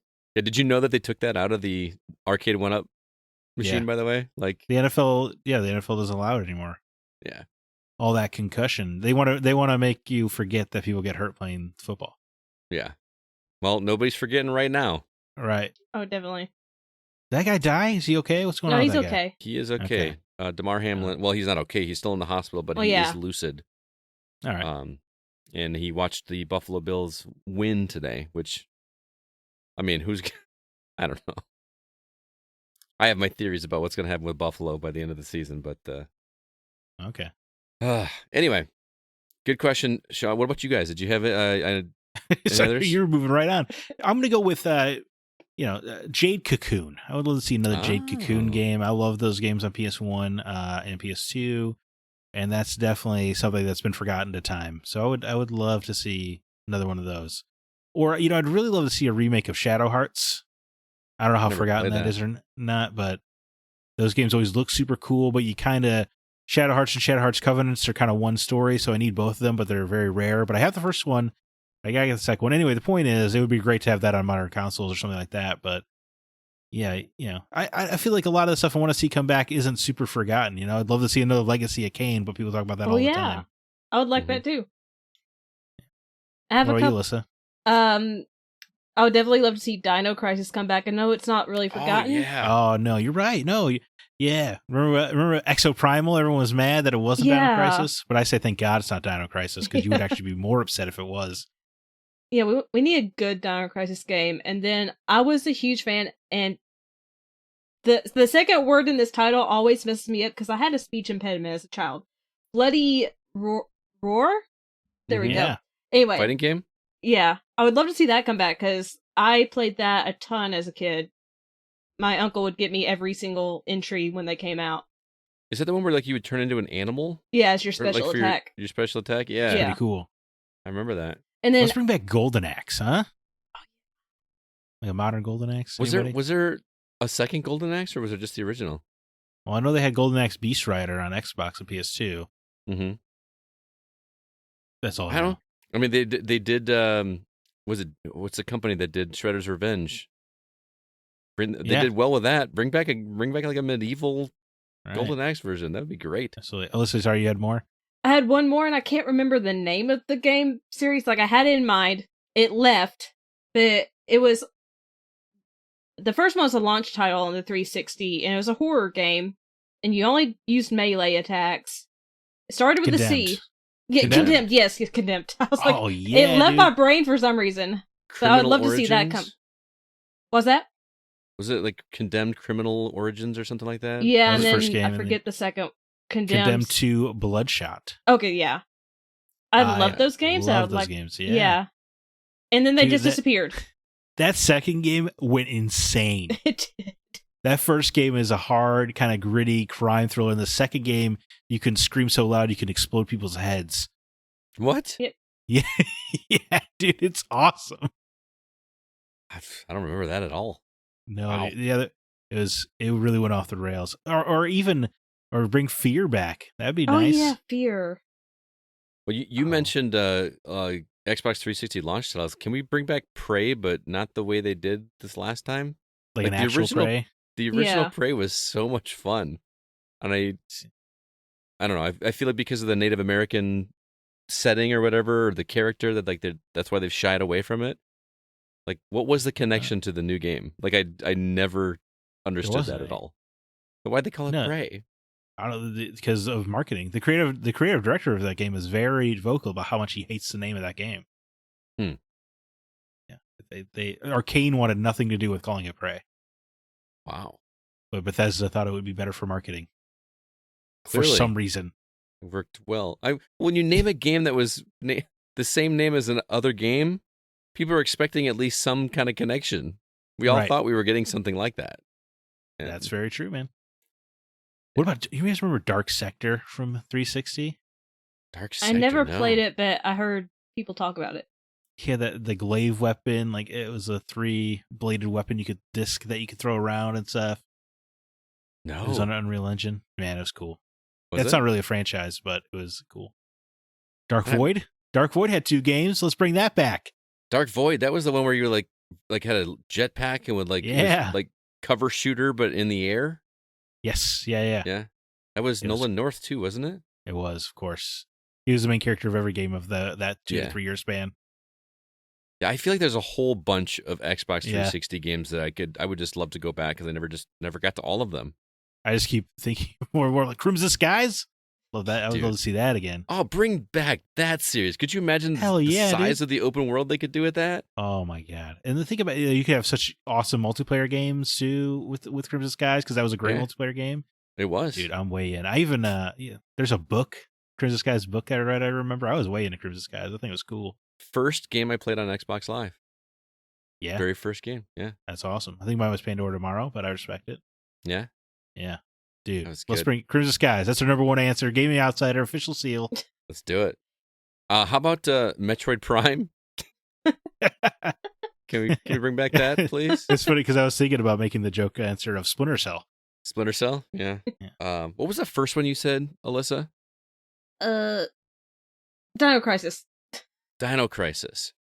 Man, what was the story behind that? I don't remember what the core plot of that was. I just remember running away from dinosaurs. You know, honestly, I don't remember the story because I was a very young child when I played this game. I just Yeah. remembered running away from dinosaurs, like having to find key cards. Yes. Yeah, it just felt like Resident Evil with dinosaurs instead of Yeah. zombies. Yeah, that's exactly what that's so let's do a remake. Yeah. Come on. That's such a, and I feel like, everybody's tired of zombies. Everybody's tired of vampires. Bring back dinosaurs, man. Yeah. Like, Yeah, dude. They're so cool. they were. And kids still like dinosaurs, so Yeah, it's a twofer. people love dinosaurs. Bring them back Yeah. in games. You know what? Besides I the think kart racing game that's coming this week. Yeah, not that one. You know what? I think I'm going to go buy Turok 2 Rage Wars. Yeah. Okay. Well, Seeds of Evil, but yeah. Seeds of Evil. What was there was a Turok Rage Wars, right? Yeah. That was a third one on N64 though. Oh, okay. Well, Turok 2 Seeds of Evil was also on 64, wasn't it? Correct. Yes, that's why I said it was the third Turok on N64. Oh, I thought you said it was the third one that was on 64. I misunderstood what you said. Okay. Yeah. Yeah, I Oh, never no, finished yeah. 2. I if you remember a couple Christmases ago, I replayed the original Turok when they ported it to Xbox. That Yeah. game holds up shockingly well. Dude, So- Turok 2 is my preferred of the two because that, much like Condemned 2, that really goes off the rails. You're fighting demons in hell and weird giant fat demons and stuff. Yeah. Yeah. It got real close to like Doom level. I'm Isn't there's a level where like the dinosaurs are sentient, right? They're like an army talking to each other. I didn't get that far. I I'm just pretty remember- sure. I just remember it being a lot harder. Yeah, I remember it being awesome. It was so ridiculous. Yeah, because the first one was like more or less like, okay, there's some platforming and you got to collect these little triangles and you're gonna shoot with your bow and arrow and you're gonna eventually get some stuff and it just felt like mazes. that happened to Right. have a dinosaur theme, and then 2 just went like, all right, we're all in. We're Yeah, doing yeah. this. Well, then, 'Cause like is the absurdity level of the first Turok was like, yeah, there happens to be shotguns here. Yeah. You know. And in the But now they've second got like game, a cerebral boar. Wasn't You that like a just- weapon in the yeah. second one? barrels into your skull and eats your brain from the inside out. Yeah, that was Yeah. pretty rad. So I remember it being a lot harder than the first one, which is why I kind of Yeah. shied away from it. But I need to go back and play. I need to pick that up. I just need to find a sale because that was really good. So good question, Sean. Did you guys have any others? Or are we good to move on? I'm No, I good. think- yeah. All right, Rachel, and I apologize, Rachel Asendorf, says just wanted to say first, you have all created a great podcast review website, and thank you for providing my boyfriend Sean Coates an opportunity to help write reviews and create content on a subject he is passionate about. The community you have created is so wonderful, and I wanted to thank you. Well, Rachel, that was very sweet. She says, my question is, if you could turn your love of video gaming into a career outside of podcasting, journalist reviews, would you prefer getting a job in a test video gaming, be a video game athlete, or be in the creative field like coder, story developer, or just in general work in an office for a gaming company? Alyssa, let's start with you. What do you think? I'd probably go with story developer because I'm really only good at writing. So I don't have a lot of skills. You are good at writing, though. Oh, thank What do you need you. in that? Yeah. Coming from the literary master himself, that's a Oh, high compliment. Oh my. How about you, Zach? That's my answer too. I'd want to be in the writer's room. You know, I guess I wouldn't mind being a creative director making all the shots, but We'll work you know, together. I feel like that's everybody's answer ultimately. I But would yeah, love to play a video game where Zach Parkerson was the creative director. Wow, thank you. I mean, that I would genuinely, too. because not only because of your passion for games, but because you would push people to think outside the box and try something different and not just do, the same old skill trees and open Right. world. And I would just want to see what that game would be. Well, you've inflated my ego, so now my answer is creative director. All right. Yeah, I'll be the Great. Ken Levine of this operation. Hey, I'll work under you. Hire me if you just hire me. I'd love to have you under me, absolutely. Jesus. In a professional capacity, Scott. Come on. You always misconstrue what I say. Yeah, I'm sure the audience really misconstrued what you said. What's your answer, Scott? I will let you say, Rachel, none of us are going to say testing video games. As cool of an idea that sounded like when we were kids, from what I hear, Yeah. that is Yeah. not the job that you want. I mean, it So- sounded like the coolest job in the world until I learned Oh what yeah, it as a was. kid I thought that was so cool, and then it's like, oh, you're just trying to break the game all the time. Yeah. Can Yeah. you just walk into this one wall for 8 hours? That we would really appreciate. We really need to make sure you can't jump over it. Yeah. Yeah. Just don't. Yeah, that doesn't sound good. No, but for me, I think I've talked about it before. But my dream job is to work in PR for a larger company like Microsoft or Sony or Nintendo or something, where my job is to promote those games, because I spent a good portion of my life working in sales, trying to sell people on buying financial products or trying to sell whatever in a retail store. I'm now working in education where I'm trying to sell children that math is important, and that to their parents that education is important. I am tired of selling people things that they don't want. But when you're going to pitch a video game to somebody, I could sell the snot out of a video game because I am already passionate about it, and to me, it's an easier sell. You know what I mean? I think you'd So- be good at that. I would love to work in PR. Dream job. I'd love to go work with like Major Nelson, Larry Erb at Microsoft, and just spend my job traveling the country, promoting games, talking about games, doing a podcast. You know what I mean? Like that's the job I want. Doing what we're doing here, but taking it to a higher level and actually promoting one specific company's games would be my dream job. So We've almost got a video game studio going right now. Yeah, we do. yeah. Well, Yeah. what was the idea you had about combining the Sony properties into one? What was that called? What are you talking about? The Xbox Platforming All Stars? Yes. Yeah, yes. Xbox. Yeah. I'm way into that. I don't know. Yeah. Yeah, I don't understand how that's. I guess you got to wait for FTC approval, but you got to green light that one day one over there at Xbox. I don't know how. Yeah, That game makes itself. You it don't really even. does. It's insane. It really does. Good question, Rachel. I really appreciate it. Moving on. Alyssa, you're up. Over on Discord, Thomas Bex writes in, I recently made a mistake when trying to fix a problem with the cloud saves of my Midnight Suns game on my Steam Deck and accidentally deleted my 100 plus hour save game. Oh no. What's the biggest computer game related blunder you made yourselves? Oh, Thomas, I'm sorry. Yeah, that's a bummer. He actually texted me and told me about that. And 100 hours is a long time to be playing the game. Yeah, that's a lot of Yeah, game man, to lose. I would just walk yourself off a roof, man. It's over. Like, Don't tell him that. Don't encourage that. He's not gonna do it. I'm being hyperbolic. But that is rough, man. I couldn't even imagine. Yeah, I think that would sully my opinion on that game forever. You know, I know, like me too. my love for Midnight Suns would be gone. even though it wasn't the game's fault. Yes, yeah, absolutely. Through no fault of the game itself, which he clearly loves because he put over 100 hours into it. Yep. Dude, he was messaging me every week telling me how good it was, and you could tell he was kind of trying to convince me to play it. But I'm like, dude, I can't get into XCOM games, and I keep hearing terrible things about the voice acting in that game. But see, I wanted to play it, and then they said 60-hour campaign, and now Thomas Bex is 100 plus hours. So I'm like, got it. Yeah, I'm good.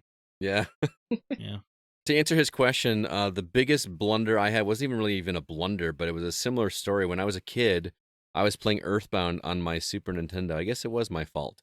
But at the time, I was playing it in the living room in front of the bay window. We had the TV set on like a coffee table, and the Super Nintendo was on the floor in front of it. And I was playing Earthbound, having a good old time. And my dog came in and jumped on the console and ejected the cartridge. You know how like games always say, like when you see this icon, don't save or don't, power off this whenever this is going on. Well, that's exactly what happened. When that popped out of there, it erased every save file I had on the cartridge. And I was, a good ways through that game, my first time through that game. And that was really painful. But I did go back because I love the game so much. I went back through and got caught up and wound up finishing that game. So that's the one that came to mind when he talked about this. But I guess you could consider it a blunder since I was the one that put the console on the floor where the dog could get to it. But just don't think of your dog coming in and jumping on a console. Certainly, I've done blunders, but I feel like I don't fixate on them, so I lose them to time. The only time I remember my brother's close friend Nick. I remember, coming over to our house to play Donkey Kong 64. And we invited him because he hadn't played it. We invited him to play it, but we had a save file that we were very proud of. It took us all summer long because we 100% of Donkey Kong 64, which you played that game, is a collectathon nightmare. So we were very proud of that. So he went ahead and deleted that right away, even though there was an empty slave slot. So it had to have been malicious. Oh, that or he's just a real Class A idiot. Yeah, but maybe a combination of both. It could be. But I hated Nick after that, and even he and my brother, we were both pretty upset at this fellow. But they remained friends. But every time he would come over again, I'd be like, Donkey Kong. Probably even, and then I remember they didn't talk for a few years. He's like, oh yeah, I hung out with that. You remember that Nick kid? I was like, oh yeah, Donkey Kong. Yeah. Even though it had been 10 years probably since I had thought about him, but I'll never forget you, Nick. I was so mad. Nick Donkey Kong. Yeah, Nick, you Donkey Konged me, bro.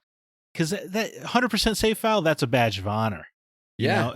And at least I guess it wasn't if it was a 99% save file, I might have hit him in the head with the Nintendo 64. but oh man, losing, it's just so much work, and that's the only way you have to feel. That's your medal. That's your trophy on the wall, So seeing getting that deleted sucked, but it's the only thing I can think of. I'm totally curious. Do you remember how long it took to do that? Oh, probably. I think her save file is probably in the 60, 70 hour range. I just looked it up on howlongtobeat.com, and it says completionist is 30 and a half hours. Yeah, well, we were kids, so we weren't as smart. But I remember, I think it was like 68-ish hours. Yeah, we spent on it. Oh, it actually had a timer in the game. Yeah. Whew. But I'm trying to struggle to remember the exact number. But isn't that on? Is that on Rare Replay? No, that wasn't. No, that's a Nintendo property. Nintendo. Yeah. Donkey Kong 64 on Nintendo Switch Online. I wonder if that's. It could be. Whenever I see footage of it, though, I don't think it'll hold up. Yeah. Outside of that amazing rap intro. I never played Donkey Kong 64. I haven't either. Oh my God, guys, they're finally here performing for you. It's the first member of the DK crew. I'm gonna have to look this up. Yeah, You gotta at least look up the rap. If you haven't seen the DK rap, I have not. Mm-mm. guys, I'm sending it to you after the show. Okay. Please do.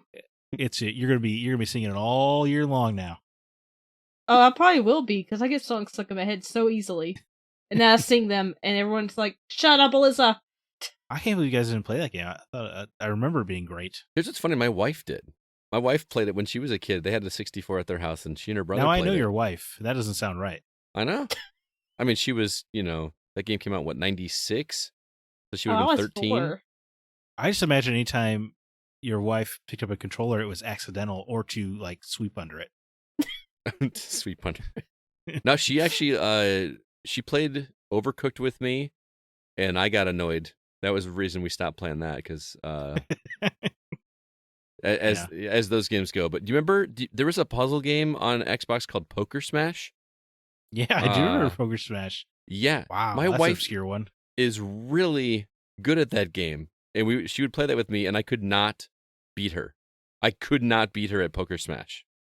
Like, so yeah, she has played, and she does play some stuff once in a while, but I think I've talked about it before. She's really good at Galaga. I think you had mentioned that. Yeah. Mm-hmm. Yeah. There's a really funny story about Chris Owens challenging her to a game of Galaga, just like in fun, and then just sat there and watched her play for a half an hour. That was a really glorious moment in my life. So anyway, Alyssa, did you have a blunder that you can remember? I think I've gotten really lucky, and if I had a blunder, I don't remember it. Okay, fair enough. Let's So- move on to the That's next good. one. I probably Zach? jinxed myself saying that. Yeah, it's gonna happen tomorrow.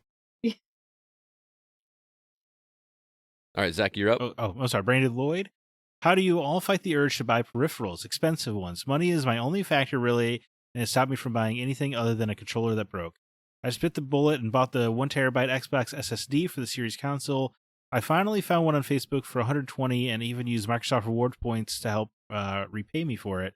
Got scammed the first time on Facebook, but PayPal should refund me, I hope. They never mailed it. Was $80 for 1 terabyte. Too good to be true. My answer is I have no urge to buy peripherals.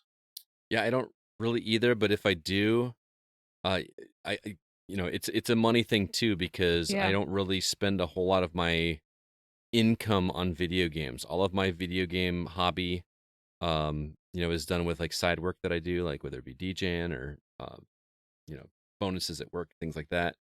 And all that money I'm trying like crazy to finish my NES collection. So when I see a peripheral, I'm like, I could be buying that peripheral, or I could be saving it and putting it towards another cartridge for the collection. So that's how I avoid it. But That's pretty Yeah, much my answer too. I'm not really into peripherals, but sometimes I'll see a controller that I'm like, oh, that's pretty, but then I'm like, but the money. yeah, I remember wanting the DualShock 4 that was the PS1 retro color. I bought yeah. that.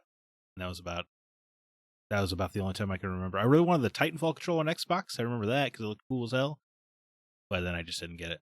But those are the only things I can really think of. yeah. So sorry you got ripped off on Facebook, Yeah, man. that sucks.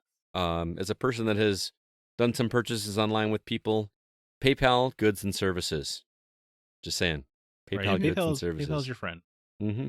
They're usually good about, almost too good about giving you your money back if you ask for it. Mm-hmm. As long as you do goods and services. If you do friends and family or whatever, you're Right. gonna have a bad time. So Maybe, I don't know. goods and services. So yeah, I say that it's always either stuff for my Zelda collection or my NES collection. Like I don't even have a charging dock for my Xbox Series X controller. You know what I mean? Like where you have where you put a little charging battery in there. I don't even have one of those. I've literally got a stack of AA right next to my couch. I also have AA's for my Xbox. Yeah. And I mean, I don't know why I'm so cheap. It's like $25 to get one of those things. So I Right, should that's just do it. smart. Yeah. But, I think you know what I've never understood. I've never understood like those charging cradles that you can buy. Yeah, that's what That's what I'm talking about. Oh, I thought you were talking about just a rechargeable battery. Well, you put a rechargeable battery in it, and then you set it on the little cradle thing, and it charges. Oh, yeah, I don't understand those at all. Why? Is it hard to just plug your controller into the console to recharge it? Yeah, but I don't want to unplug it from the console. Then I got a cord dangling from the front, and it's across the room. I have this thing right next to my couch. So I sit down on my couch, I take it off the cradle, and I'm good to go. Holy crap! What a world! This is like the camera in the refrigerator to me, in terms of mind-boggling purchases. But again, I don't have one. I understand. I just thought you were gonna have my back on this, but I guess not, because it's just all you gotta do is stand up and walk to your console. You could even unplug the cord when you're not charging your controller if you don't want the thing dangling out of there. You could. I mean, I do have docks for mine, but I don't use them because I sit so close to my TV on the floor that just having my controller plugged into the console is easier.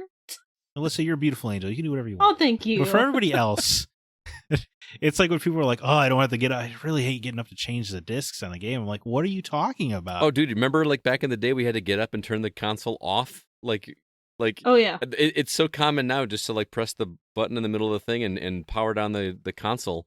That was a new feature 15 years ago. You know what I mean? You also had to turn it on that way. I mean, you had to go turn it on, sit down, get up, go turn it off.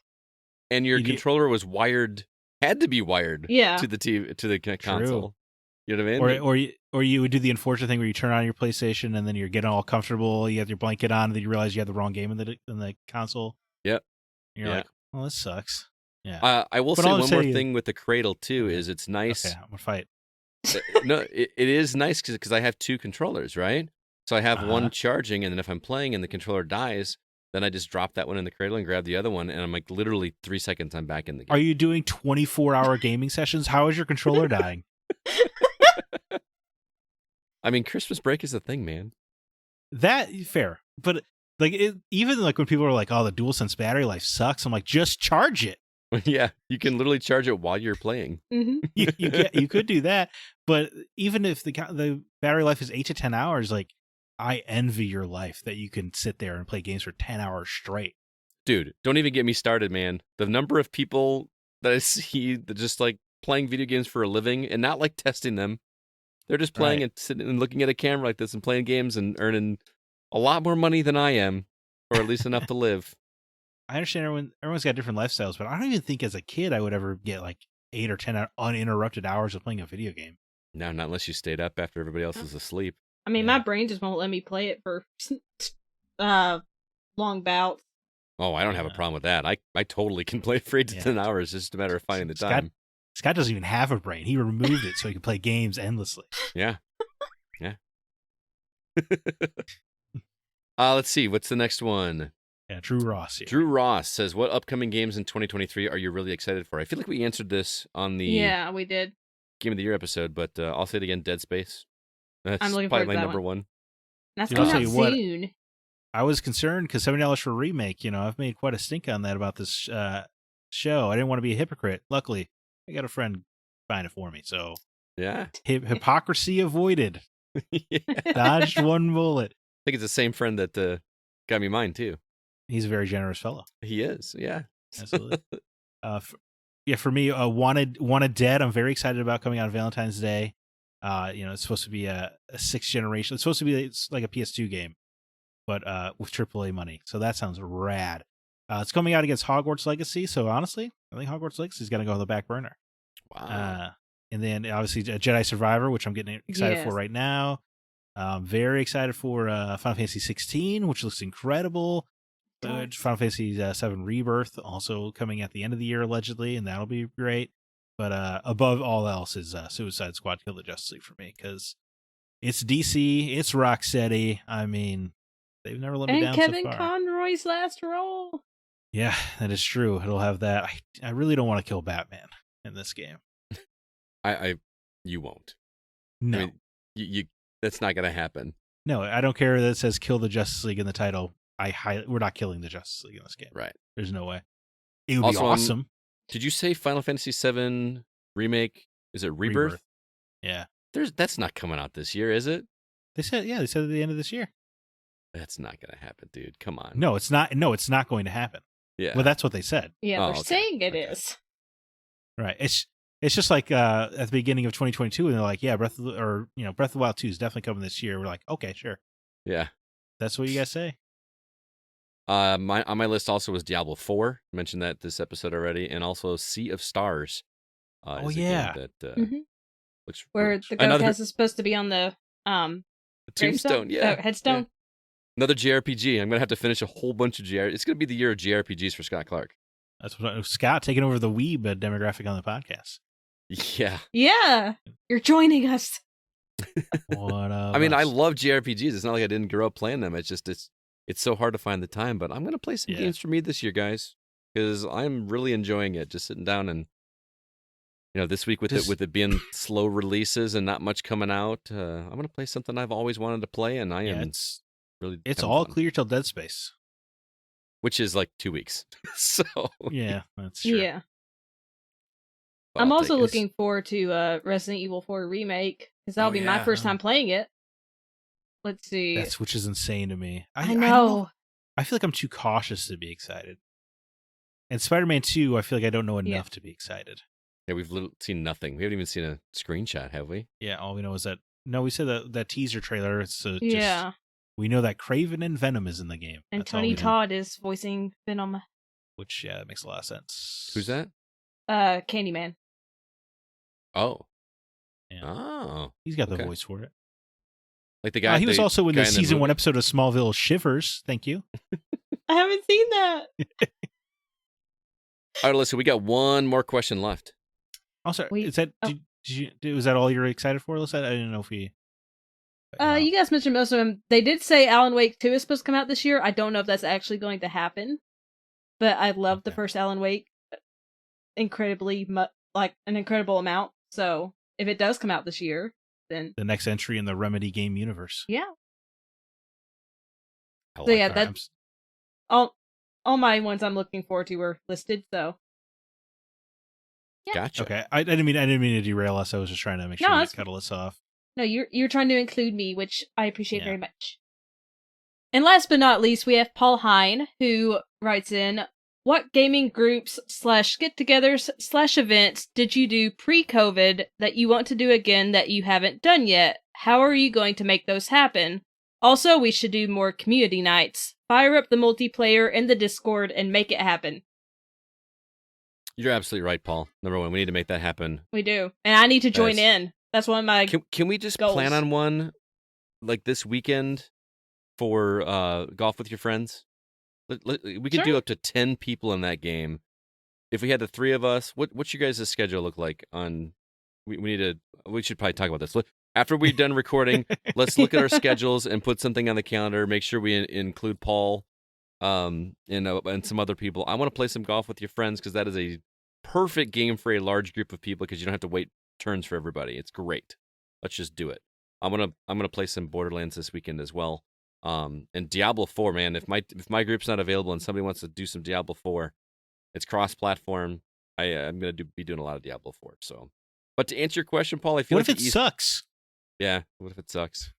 It's not gonna suck. We know it's not gonna suck. When was the last time Blizzard made a banger? Well, it might suck out the gate, but it'll eventually be awesome. Right? That's the thing. So the online will be a mess for the first month, right? That's just how it works. Mm-hmm. But then eventually they'll work out the kinks and everything will be fine. So, but to answer your question, Paul, I think the easy answer for things we did pre-COVID, R2V2, which is we did one video game convention here in Rockford and it was a huge success, and we have not been able to do it since. But we are actually in the process of planning for that for later this fall. So stay tuned for details. We're just trying to secure some VIP guests. We have one that is committed, and we have 2 others that agreed to before that are not responding to us yet. So we're trying to figure out what we want to do because I feel like that's going to be the linchpin for when that's going to happen. What about you guys? Any get-togethers, events that you guys miss that we think we should fire back up? I think Alyssa, I might be with Alyssa on this. I don't have any friends. So no, I'm not. Wasn't too concerned. We're both just over in our little corners. Yeah. I mean, R2V2 was the first thing that came to mind, absolutely. But that's about the only one. I mean, E3 has changed so much that I feel like I'm not really excited for that the way I used to be. But yeah, but Zach, that when it happens and you see whatever is there, you're gonna really regret that you didn't go. Maybe, I don't know. It's from the people who do Comic-Con now, and that's just not. That's not the E3 experience that I looked forward to going to when I was younger. Yeah, and I'm glad I got to go to what I wanted to do, but it's going to be a different thing now, especially with all the companies that pulled out of the ESA and everything. It's just going to be anyway. The point is, yes. So really, R2V2, obviously the greatest video game convention in the world, is something to look forward to. But yeah, I didn't really do a lot of hanging out with people. Okay, I miss playing board games. I think COVID was a part of that, but I think a bigger part of that is all my friends are having kids. So, like, that's also true. If I want to do anything like that, I got to go over to their house, and then you have kids running around, which makes awful. Playing board games, rough, nightmarish. I miss just going over and drinking beers and playing board games with some buddies, like trying, like one of us buying a new board game and then excitedly getting together to actually sit down and read the rules and like learn how to play the game together, and then actually go play it. So I miss that for sure. Well, I miss I've only been to 2 conventions, but I really enjoyed it, which normally I wouldn't because I'm not a person that enjoys being around a lot of people. But when it's related to stuff I like, different story. But I do want to go to R2V2 and meet you guys and just have fun. But you also have to be prepared because I am a hugger. So everyone's getting hugs, and I'm one of those people that when I hug, I give you a little back rub at the same time. So oh, how low does the back rub go? Oh my god! Depends on what I think of you. If I just met you, it's very high up. If you're very close to my heart, I go a little lower. Wow, okay, good. That's what I'm talking about. The small of my back is ready, Alyssa. Okay, get it prepared. You too, Zach. You gotta get your small of your back prepared. I'll get everything related to my backside prepared. Oh my goodness. This podcast is so awkward. I'm just sitting here going like, next week's episode has not yet been decided, so stay tuned to the social media feeds to see what we're going to be talking about. We would love some comments from you guys. Thank you for all of the questions. I had a really good time with Zach and Alyssa this week, but that is going to do it for this episode of The Gaming Outsider. Thank you so much for listening. I would like to remind you that this episode was produced by Kevin Honigford, and all of the music that you hear is written and performed by Grant Henry of Stemmage and Metroid Metal, and his website is stemmagemusic.com. Please be sure to email us if you have any questions or concerns. Our address is feedback@thegamingoutsider.com. Zach, do you have any parting words before we get out of here? Yes, briefly, I want to pat myself on the back because I don't do it often enough in life. I've over 3 weeks now of studying Russian every day. Oh wow! Hence the Darth Comrade name in our video call this week. But it's that's why I introduced myself as Privyet, because that's hello in Russian. Oh, I did not know that. I just thought I misunderstood what you were saying. Oh, okay, yeah, no, yeah, but I'm kind of a little proud of myself in that way. Nice. So, are you using Duolingo, or are you just? Of course, yeah, Duolingo. Yeah. I feel like that's the way everybody learns, right? I'm doing Japanese with that. I'm up to. Are you really? I think 690 days straight. Holy crap! I still can't really say much. Dude, I don't know. That's awesome. That's a hell of a streak. I was proud of my 23-day streak. No, you be proud, because I started. Obviously 690 days. Yeah, dude, that's awesome. A long Good time. For you, though. That's great. That is a long time. So yeah, das vidanya. What is that? Goodbye. Oh. What about you, Alyssa? Well, I watched a movie called The Menu. Don't know. It's on HBO. Late to the game. Yeah, HBO Max. And I did watch it with my dad, and I was very kind of skeptical to watch it with him because he's one of those people that he either loves a movie or he'll say, well, that was strange. And he's known for, like, it's a joke. Which means he didn't care for it. So I'm like, I was like, I'm so worried this is going to end up in the, well, that was strange category. And it does start off pretty slow. And I don't want to give too much away because it is the story centers around these people going to this exclusive island, and they've paid like $1,250 a piece to eat this multi-course meal made by like one of the most famous chefs in the world, played by Ray Fiennes. But it's not what it appears to be, and that's all I want to say, because you need to go in knowing as little as possible about this movie besides the fact that they're going to eat all these fancy meals by this chef. It just, the way they constructed this movie is genius, and it's something entirely unique. I've never really experienced a movie like this before, and my dad actually did enjoy it. He did not say that was strange, so it also has the Larry White seal of approval. So, and not everything does. No, which both of you guys got the Larry White seal of approval. So yeah, we got to meet him. Yeah, as long as he doesn't listen to this episode anyway. He did see a couple of the TikTok clips. Oh boy. No, he was just saying, "Oh, that's you." He just focused on me. Yeah, anyway, that's actually Menu, on my list great. of movies I want to watch. So yeah, me too. I'm definitely gonna watch that. I got an old recommendation, and I know this is old news. I don't watch a lot of anime like you guys do. But I think it's just Alyssa who watches the anime. Did you watch is it an anime? Alyssa? Well, What I'm is watching an old anime, one that I've watched. I'm rewatching an old anime, and it's still really great. And it's Death Note. I'm yeah. about halfway through. That show is just still so good. Although this time, I'm watching it on Netflix, and they don't offer the subtitle version. They just do the dub, and I really miss the dub, or I really miss the subtitle version. I feel like L's voice, as with whoever they got to do him, makes him just seem like, I don't know, like he's not a child. I don't know. Not that L's a child, but like he just seems very young. He's very young looking, and they gave him like a really deep voice. Like, I don't know. But the story still just severely holds up. It's just so good. That was one of my first anime that got me into anime as an adult. Yeah. And it's such a hard sell to people to watch anything anime because all they know is it's animated and it's going to be weird. Right? And this one has some weird elements. Shots. Right. You know, and there are some weird stuff. I mean, but about as weird as it gets is the Shinigami themselves. You know what I mean? Like, that's just like the only real... The rest of it all takes place in the real world, and it's like, you know, this supernatural element that happens to be in the real world, and it's just such a good story. Do yourself... And the nice thing is you don't have to commit to, like, 700 and whatever episodes like Bleach does or something like that. Oh, yeah. It's 37 episodes, 20 minutes each. I mean, you could watch it in a couple weeks if you wanted to. I'm just kind of taking my time through it, but... Even the manga, if you want to read with your eyes, is pretty short. So it's pretty. I think it's only 12 or 13 volumes.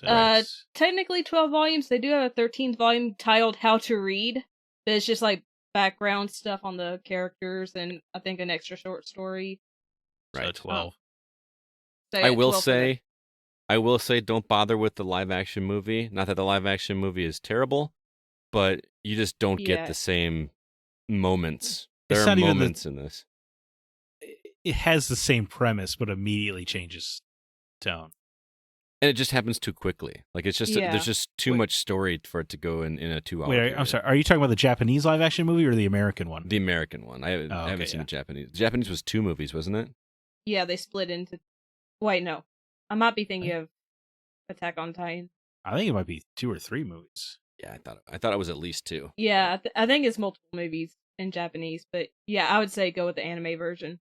Yeah. Death Note is cool because you don't usually have the villain as a protagonist, but it absolutely is that story. Yeah, it really is. Which is what the American movie dropped the ball on, because he still has like a morality in that movie, but he does not in the anime and manga. No, he's clearly a villain. You have to witness the potato chip scene. Yes. It's just so iconic. It is iconic. Yeah.